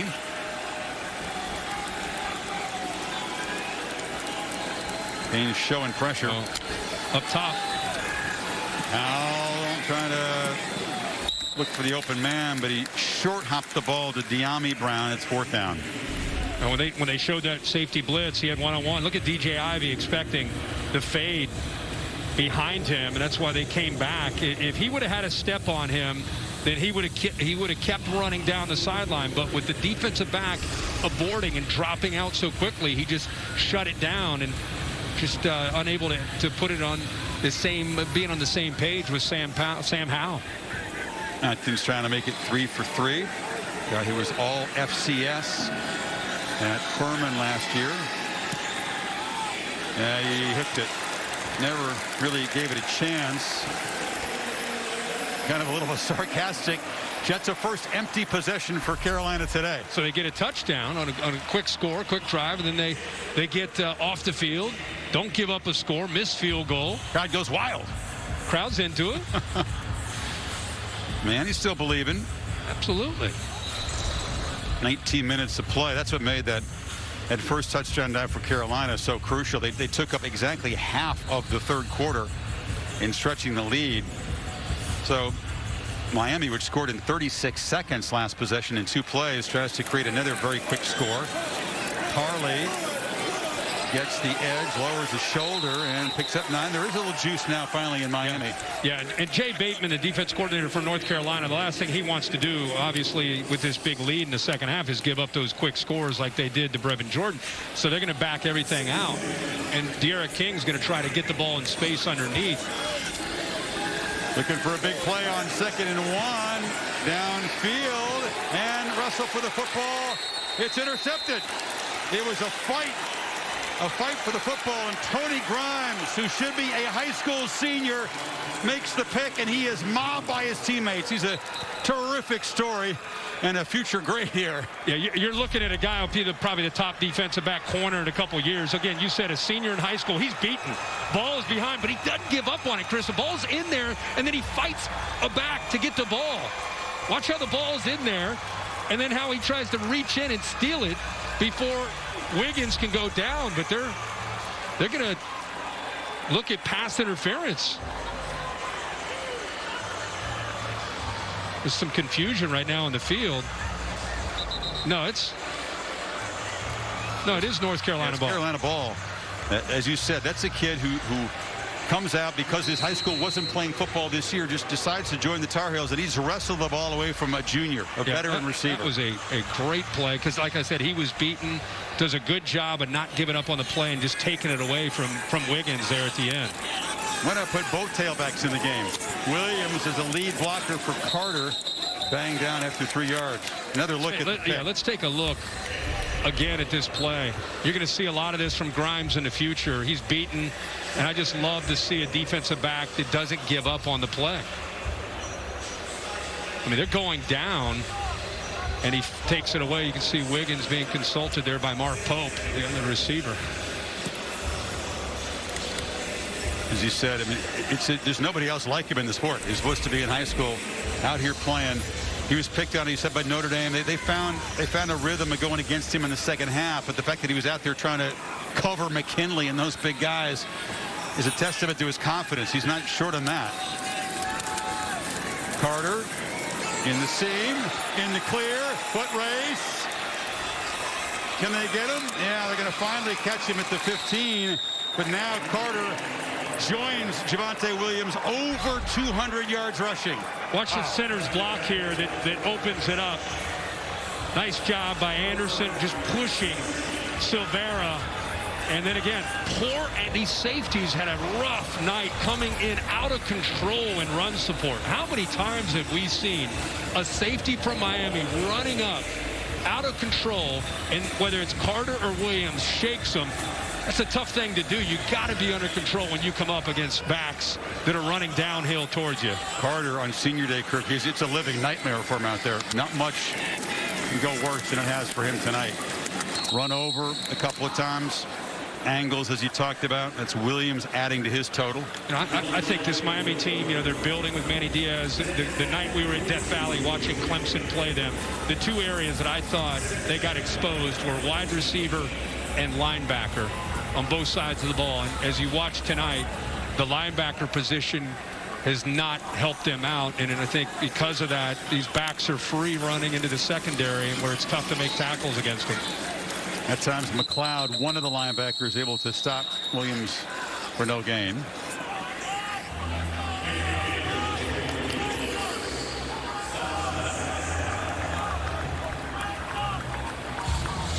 Carolina just coming out, challenging Miami physically right from the first series. The first play, when they gained 12 yards in the very first play, I saw you go, uh-oh. That's a very bad sign for this Miami defense. Yeah, this running game from Carolina and how physical and how explosive it can be. If it makes the backers and safeties have to lock in on that, you get some one-on-one. But it's been really all about the running game. And 3rd and 9, they just hand it off, and they're going to make it with Carter banging down 1st and goal. Forget the traditional calls on 3rd down. Just hand the ball off, and they're and time after time they're able to get the edge of this defense. Just followed Richards, the left tackle that time. He's able to squeeze Harvey, the defensive end, to the inside, and there's just no one there.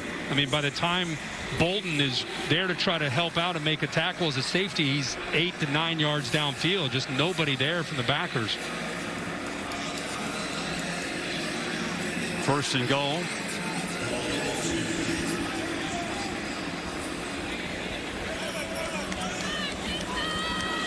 Williams looking for that hat trick. And he'll be stopped at the 1. And that'll be the final play of the 3rd quarter. Each team with a touchdown. But Miami able to cut into the lead only by a single point. Final quarter at Hard Rock coming up. Back after this message and a word from your local ABC station.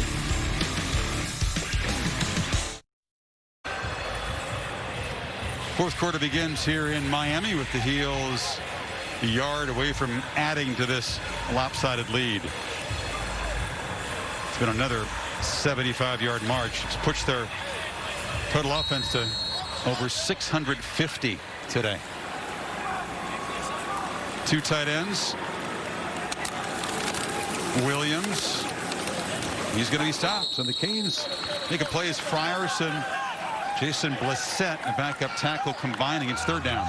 There's not as much space to cover when they get down inside that 2 or 3 yard line. So it's a lot easier to try to box them in than when you have to defend them in the middle of the field and they have all that room to work with. They've not done a good job of eliminating the space against the backs, but down here they're having a much better chance of doing that. 3rd down now. Of course, the longer Carolina takes to score, as long as they score, the more clock they're able to chew on. Howell under center. Toss sweep. Reverse. Groves. Flip it into the quarterback. Trickery.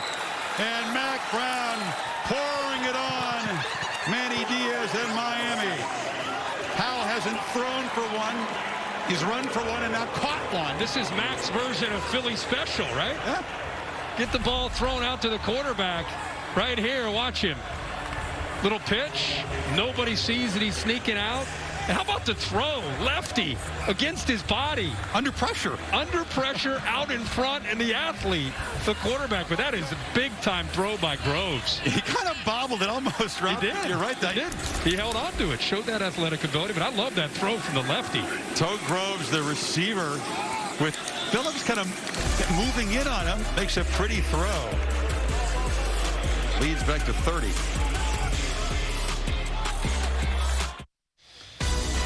Little over 4 weeks from now, right here, the CFP National Championship Trophy, presented by Dr. Pepper, will be awarded after the semifinals in Pasadena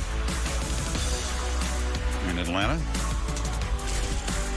Or, excuse me, that's in New Orleans. Alabama be the favorite for you? They crushed Arkansas. Defense beginning to play better and better. Offense has been unstoppable. Yeah, I mean, we keep saying the defense is obviously playing better, but next week, boy, they're going to get a nice test against the Gators and that offense, Kyle Trask and company. Harley. And he's going to be ushered out by the kicker. Crunch Time brought to you by Cheez-It. Well, it's been the backs. It's been the story of the game. First play of the game was a good run right there by Carter's, kind of set the tone.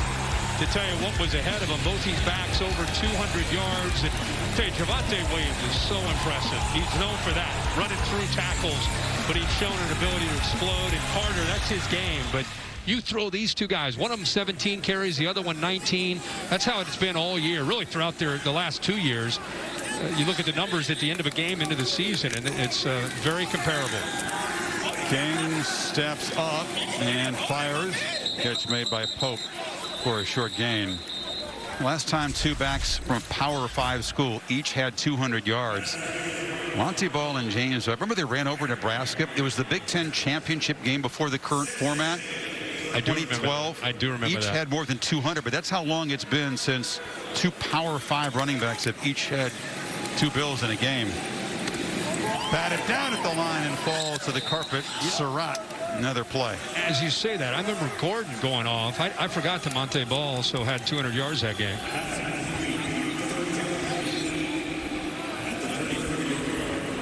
Let's watch the linebackers here. I said White. I'm sorry, Melvin Gordon. You're right. In real time.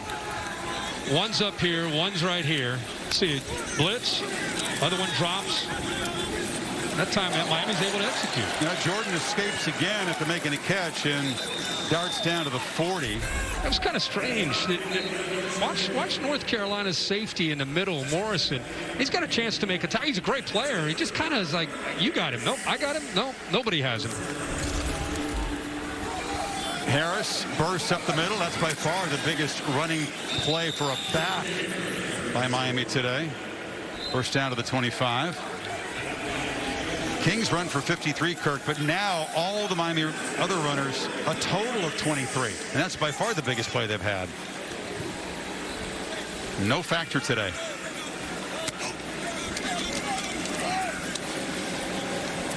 King delivers far side. Harley able to make the catch. He got the foot down. That is a great throw to squeeze that in there by De'Ara King. Shows his arm strength there to get that ball between a safety and a corner. Catch, inbounds, first down. So Miami trying to jack the tempo here. Let's make sure he got a foot in. Catch. Yep. Down. Left foot down first. Yep. Harris picks his way and falls into the end zone. So Miami scores for a second time in the second half.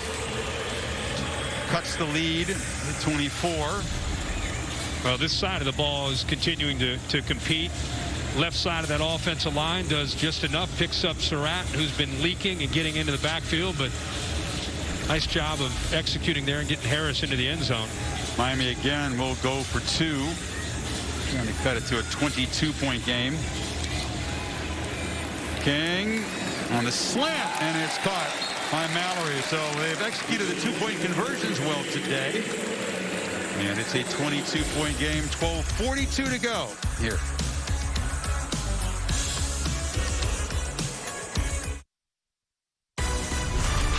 College football on ABC is presented by PlayStation 5. Play has no limits. And in part by Pacific Life. More than 150 years strong. Trust in your tomorrow. Not how the Hurricanes envisioned senior day. De'Ara King is a senior, but this year does not count in eligibility for anybody. So he intimated on social media this week that he might not be finished at Miami. He might consider coming back next year, which is an interesting topic. You just automatically assume that given a chance, you come out, but it might actually be an interesting business choice for him as the Canes line up for an apparent onside kick here, where Gallus gets the big hop, but it's right into the hands of Brown. And we check in with Kevin Negandhi. Chris, we got another nail biter for number 13 Coastal Carolina, down 3 with under a minute to go at Troy. Grayson McCall, the Javon Hiley, he'll hold on and score. 42-38 a final. The undefeated season continues for Coastal. Back to you. Wow, what an escape. Another big game for them next week. You know, you talk about the business decision, and it's a very crowded quarterback class. Obviously, Trevor Lawrence, the presumed top pick. Justin Fields, Kyle Trask, Zach Wilson's in that mix too. So one reason why you might choose to return, play one more year at quarterback, is that you try to get some separation from those guys.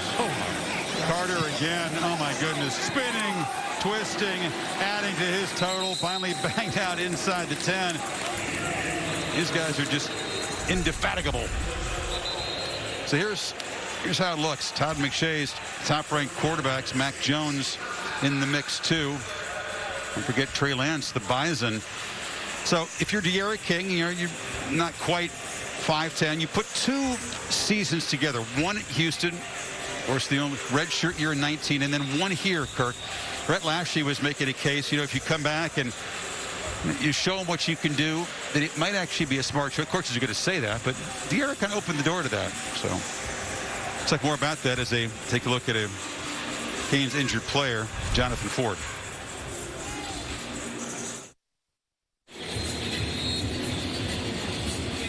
Pick it back up, 1st and goal for the Heels. Only empty possession today is that missed field goal in the 3rd quarter. Points on every other drive. Usually touchdowns. Trying to get it up over half 100. Had the Philly special last time down here. What does Mac Brown and Phil Longo got cooked up here to drive the stake in? Well, they're definitely trying to send a message, not just to Miami, but to the nation. To recruits, they don't really recruit against each other, but they figured a battle for recruiting supremacy in this division. Carter running just as hard up huge in the 4th as he did in the very first play. McLeod tackled him. I'm still just in awe of this Carolina running game and what they've done today against Miami. I think I'm just as much in awe of what Carolina's done as what Miami has not been able to do with making adjustments. And Blake Baker's an outstanding defensive coordinator. Manny, obviously, a defensive background. But the space that these backs have had to run in, it's been kind of the same play. A lot of counters, a lot of misdirection, getting a hat on a hat. Now looking to throw for the touchdown, batted in the air. He was deflected up by Isaiah Dunson. Real quick, I want to mention Stacy Searles, who's a coach who's been around. He played at Auburn. He was around the SEC for a long time as an O-line coach. Actually was here with Manny Diaz as an offensive line coach and left to go to Chapel Hill and work with Mac Brown. So he's familiar with this program here. And, we've been talking so much about Manny and Mac and their familiarity. You got to think Stacy Searles has got a little bit of an extra step to him with some energy, and he's got his line playing great. And they're all back next year, this offensive line. Howell, play fake, flips it in the flat. Catch made by Morales, and the tight end stretches for a touchdown. And that's Howell's first touchdown pass. Scores as a runner, receiver, and finally in the normal way as a passer. But Sam Howell gets pressured. Watch his arm angle change. He gets back underneath, and then he's got almost a sidearm, just flips it out there like a shortstop. We see this all over the place. Quarterbacks nowadays work on this. He gets across the goal line there. The progressive pylon cam showing it that. Stacy Searles fired up, but I love to see that. That's drill work that these quarterbacks, Sam Howell and others, do, who have to throw where you get out of the pocket and you got to make a throw where your arm angle comes down, and he just sidearmed that out there and flipped it to the tight end. You get to watch Patrick Mahomes have fun with that on Sundays, right? He's made that famous, that touchdowns from all arm angles and all varieties as the Heels continue to pour it on. 55-26. Pacific Life game summary. Look at the quarterback comparison. De'Ara King's been harassed, rattled early, forced to play from behind, lacking his usual clarity and decision making. And then you got the efficiency of Sam Howell with a huge running game to lean on. Yeah, and really, 18 attempts. They've been running the football, but you can see that he's put this offense in a spot where they've still had a big night without having to rely on him in the passing game. Also joins the club of guys who have caught a touchdown pass, run for a touchdown, and thrown for a touchdown. And that touchdown catch by Morales, the first of his career, was the 18th career touchdown pass for Sam Howell, who's the king of the 4th quarter. It's a nice-looking animation to express the fact that he's never thrown a pick in his 2 seasons now in the 4th quarter, and make it 18 touchdowns. Tristan Gebbia of Oregon State is the other player to throw for one, run for one, and catch one this year.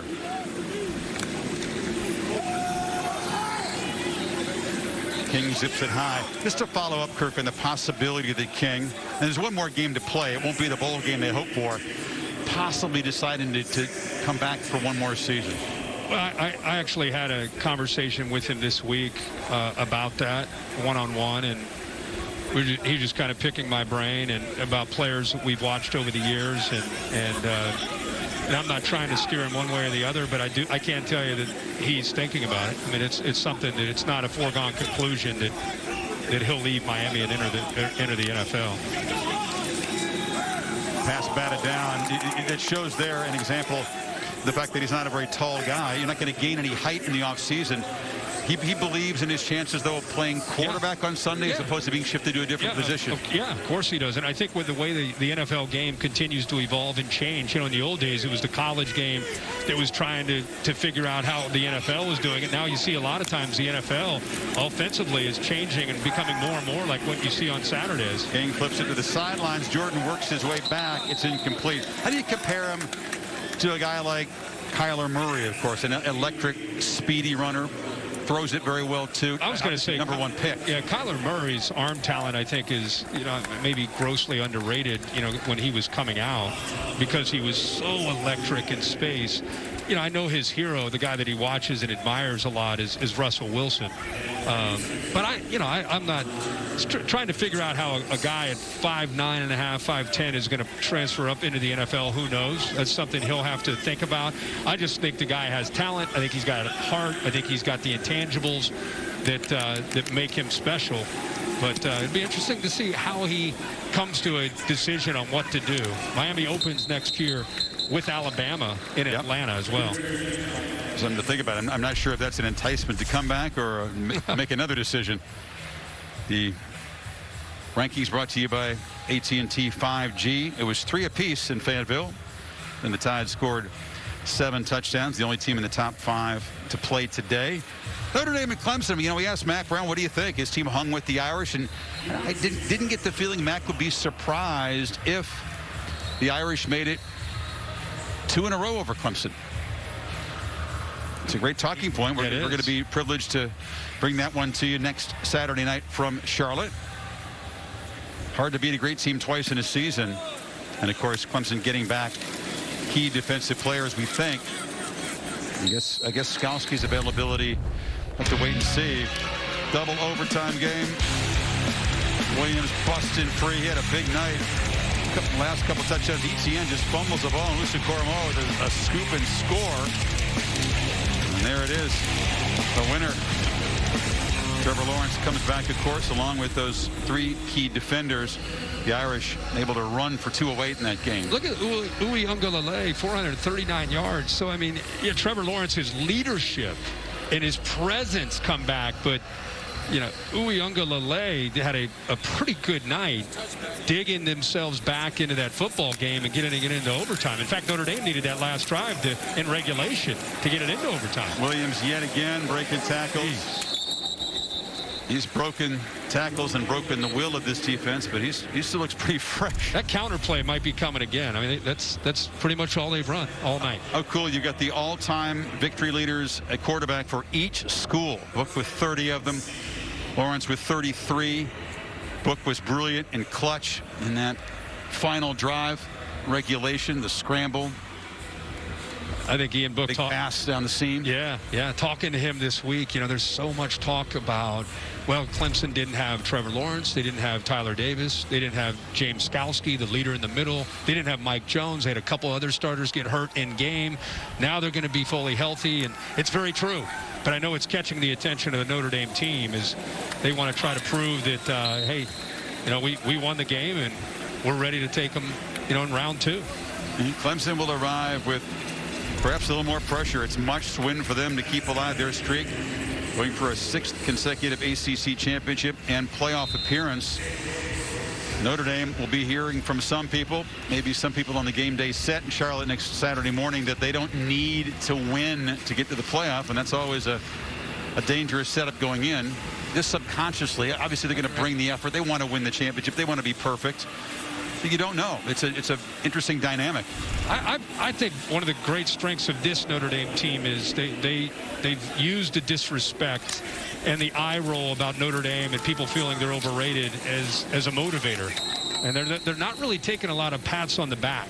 They're a very, very focused group. Now, at the end of the day, Clemson might be better.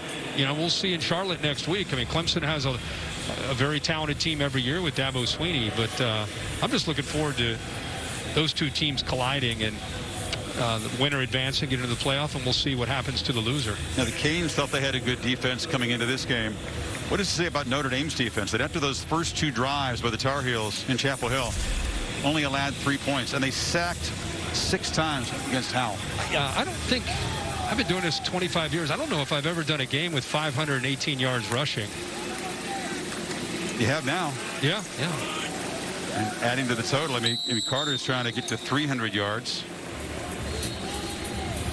You know, I think we all that day when we watched Notre Dame come up with a plan, you know, Clark Lee decided that instead of sitting back, he decided to try to take away those quick slants, bringing Kyle Hamilton down and blitzing the backers.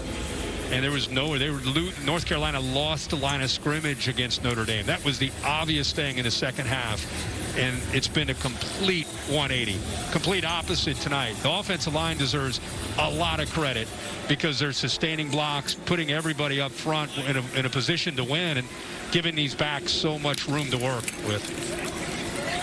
Carter, short gain.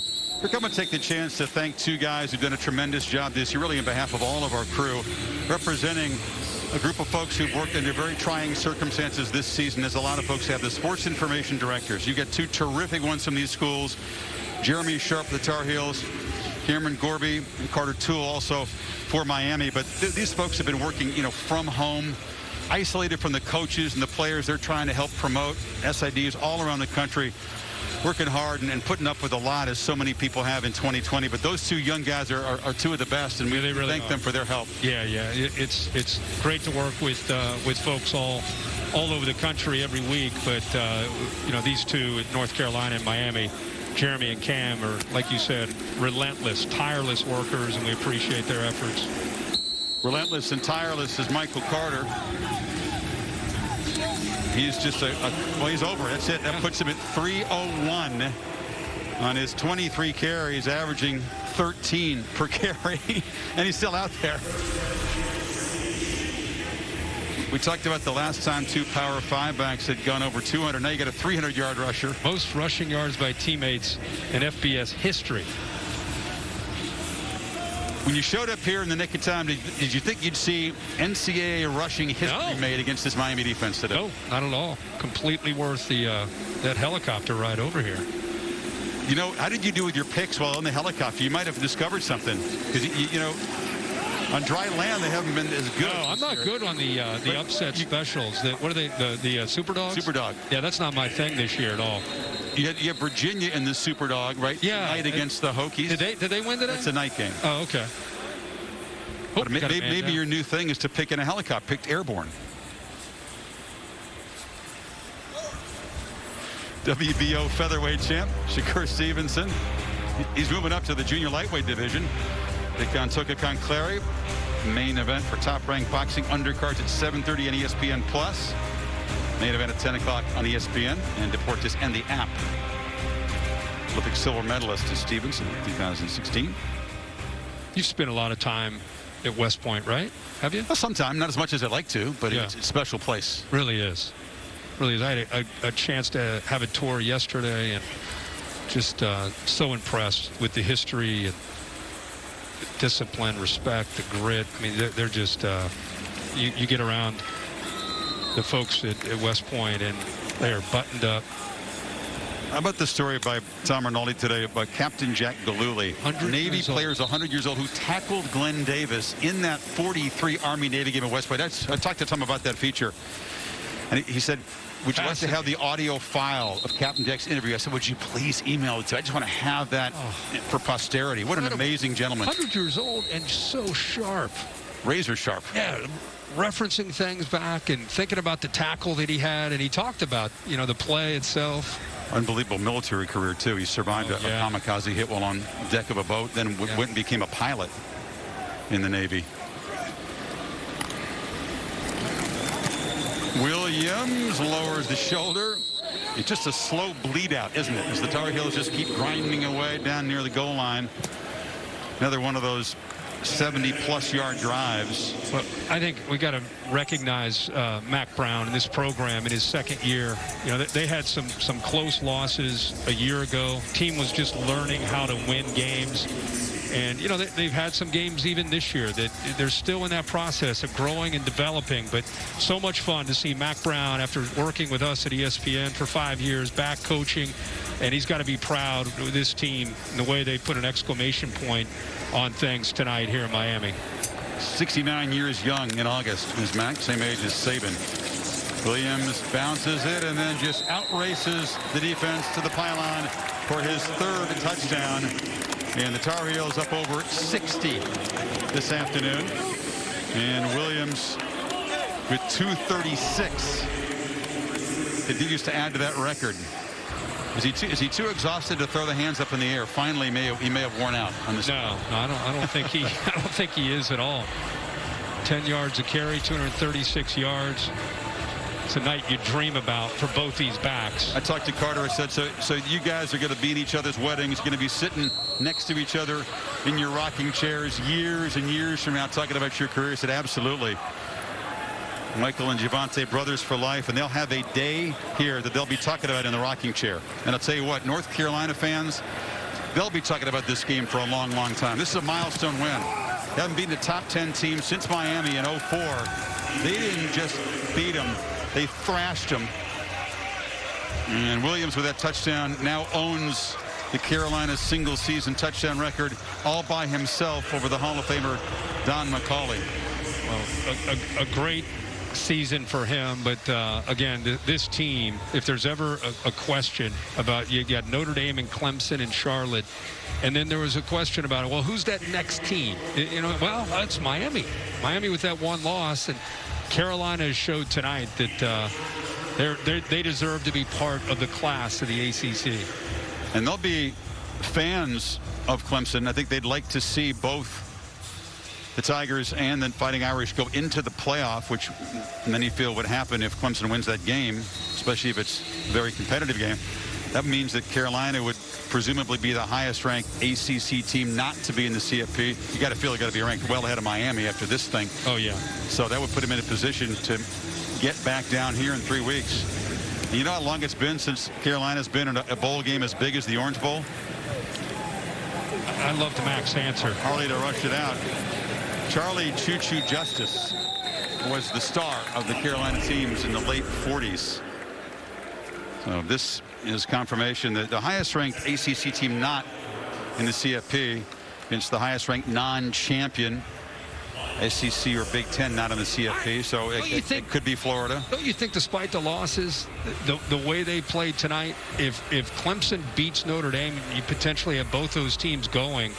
I don't know how you can't put Carolina in there. Well, I think they'd be a great position as the highest ranked ACC team not to be in the playoff. Tyler Van Dyke, the true freshman from Glastonbury, very different style of quarterback from De'Aaron King, and N'Kosi Perry's in the game. Now they like him though. He's available, hasn't been available some games this year. Played very briefly. Chance for a couple of snaps. And Van Dyke delivers, and it's incomplete, just a little bit behind Mallory, but a catch that he would normally make. So I think this secondary next year is going to be one of the tops you'll see in the ACC. Everybody back. Kyler McMichael, Tony Grimes, of course. You got a player down, and this young man right here, Conley, has had a great night. He's only a true freshman. I mean, they're Trey Morrison's back, Don Chapman, Cameron Kelly, everybody. You know, you look up, Kirk, you talked about, you know, the last time you saw a rushing total like this for a team. There's a fateful game. We talked about it very early on, the 550 rushing yards that BYU had against Texas. The job that ended up costing Manny Diaz his job. Carolina is put 549 on the board. Very different kind of game. Taysom Hill was the one guy, you got to stop the quarterback run against BYU, and he went absolutely wild. Over 250 on his own. And that set Manny on a course. It's been worked out obviously very well for him, but nightmares as he looks over there and sees 549 rushing today for Mac Brown's team. Kind of eerie, 550, 549. A little bit, yeah. Not in a good way for Diaz. And Van Dyke is going to be sacked, baptized in this game by Clyde Pinder. Most yards allowed in school history. This comes on the heel, by the way, their first road shutout since 2000 and their biggest ever ACC win. You talk about a difference between last Saturday and today. You can't, again, we keep saying this, but I just can't figure out how Miami showed up to play the way they did tonight. It's just there's really no explanation. It'd be the last thing you would, based on the way this team looked like they were getting over the hump with wins against close wins over Virginia Tech, North Carolina State, Virginia. Those were close wins in the past. They would lose those games, but they fought, and I thought we're really building something special. And to have this kind of performance at the end of the year, it's just shocking. Put Josh Downs back at punt returner, and Miami interfered with him. It's not just that you've been around football forever. I'm just going to say, it's not that they lost 60, or they're down 62-26. Team number 7. It's just the penalty is 15 yards from the spot of the foul. First down. It's like they didn't get on the bus to come over to the stadium. It's like they're not even here. That's the thing that is shocking. Is based on everything you've seen from this team and how they played and how they've come together. It just says it all on the left there. Would you call it a fragile performance because things didn't go well early? Carolina came out firing, but you have to expect that offense to do it. They didn't react, couldn't respond. You're coming into a game against a team that has a lot of talent and firepower. You know they're going to come in and swing. It's like a boxer showing up in the middle of the ring and just standing there. Now it's the Tar Heels' turn to put in the true freshman at quarterback, Jacoby Criswell. Dual threat type athlete, and Josh Henderson finally gets a carry. He goes to other than Carter and Williams. This is what we've seen, the counter play, and then they get to the edge, and then you got space. You got to get off blocks. Putting these safeties in tough spots. Again, look at the space, avoiding contact, kind of olaying blocks. There's more space for Carter, Javonte Williams, making it again hard on Carter. Try to make a tackle, poor angles for the safeties, backers getting caught up in traffic. They've been able to run almost any play that they've wanted to run. Just take it. It's yours. Chance for just about everybody who made the trip for Carolina to get in the game now. British Brooks is the tailback, taking a turn, number 34. Canes don't play Georgia Tech. That was supposed to be the finale. COVID issues with the Yellow Jackets called that game off, so it's going to be no opportunity to redeem themselves in a week, and they'll have to wait their bowl fate. This is the kind of program-shaking loss that you just wonder, how is Miami, which has had some late-season blues in recent years, and Manny's been trying to address that big elephant in the room. They had overcome a lot of things that had given this program problems. Off a bye week, had struggled. Did better this year. Close games, did better. It took care of the teams they were supposed to beat easily, which has often been a problem for this program. But this one is pretty shattering. Well, it's on national TV, and a lot of people are watching. People are excited to see Miami with one loss. Let's see what they can do. Can they secure and finish 9-1 and go to the Orange Bowl? And now Manny Diaz and your staff, and now you got to go back out and recruit and talk about, hey, what I would sell is come in here and help us get over the hump. We don't want to have these kind of games that we show up flat and we don't have a competitive spirit about us. We need some leadership. We need some playmakers, and you can help us. And I know recruiting as of right now is going very well. They've got some big-time commitments with the early signing period coming up.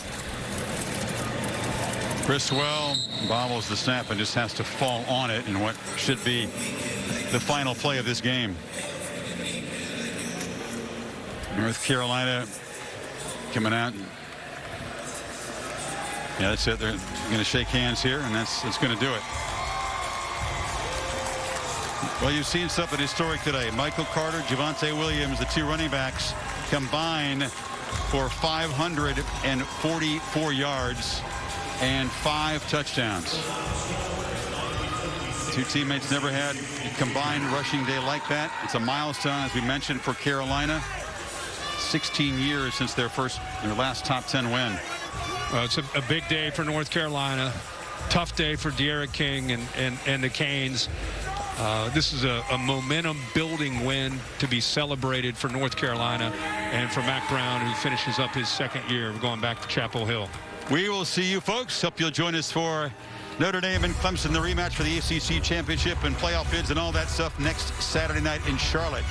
Tonight on ABC, the annual Pac-12 battle for the Victory Bell, USC and UCLA from the Rose Bowl, 7:30 Eastern, 4:30 on the West Coast. Game produced by Bill Bonnell, directed by Derek Mobley. We thank Mike Black, Mark Amento, Darren Brown, Bill Lamagne. For Maria and Kirk, I'm Chris Fowler.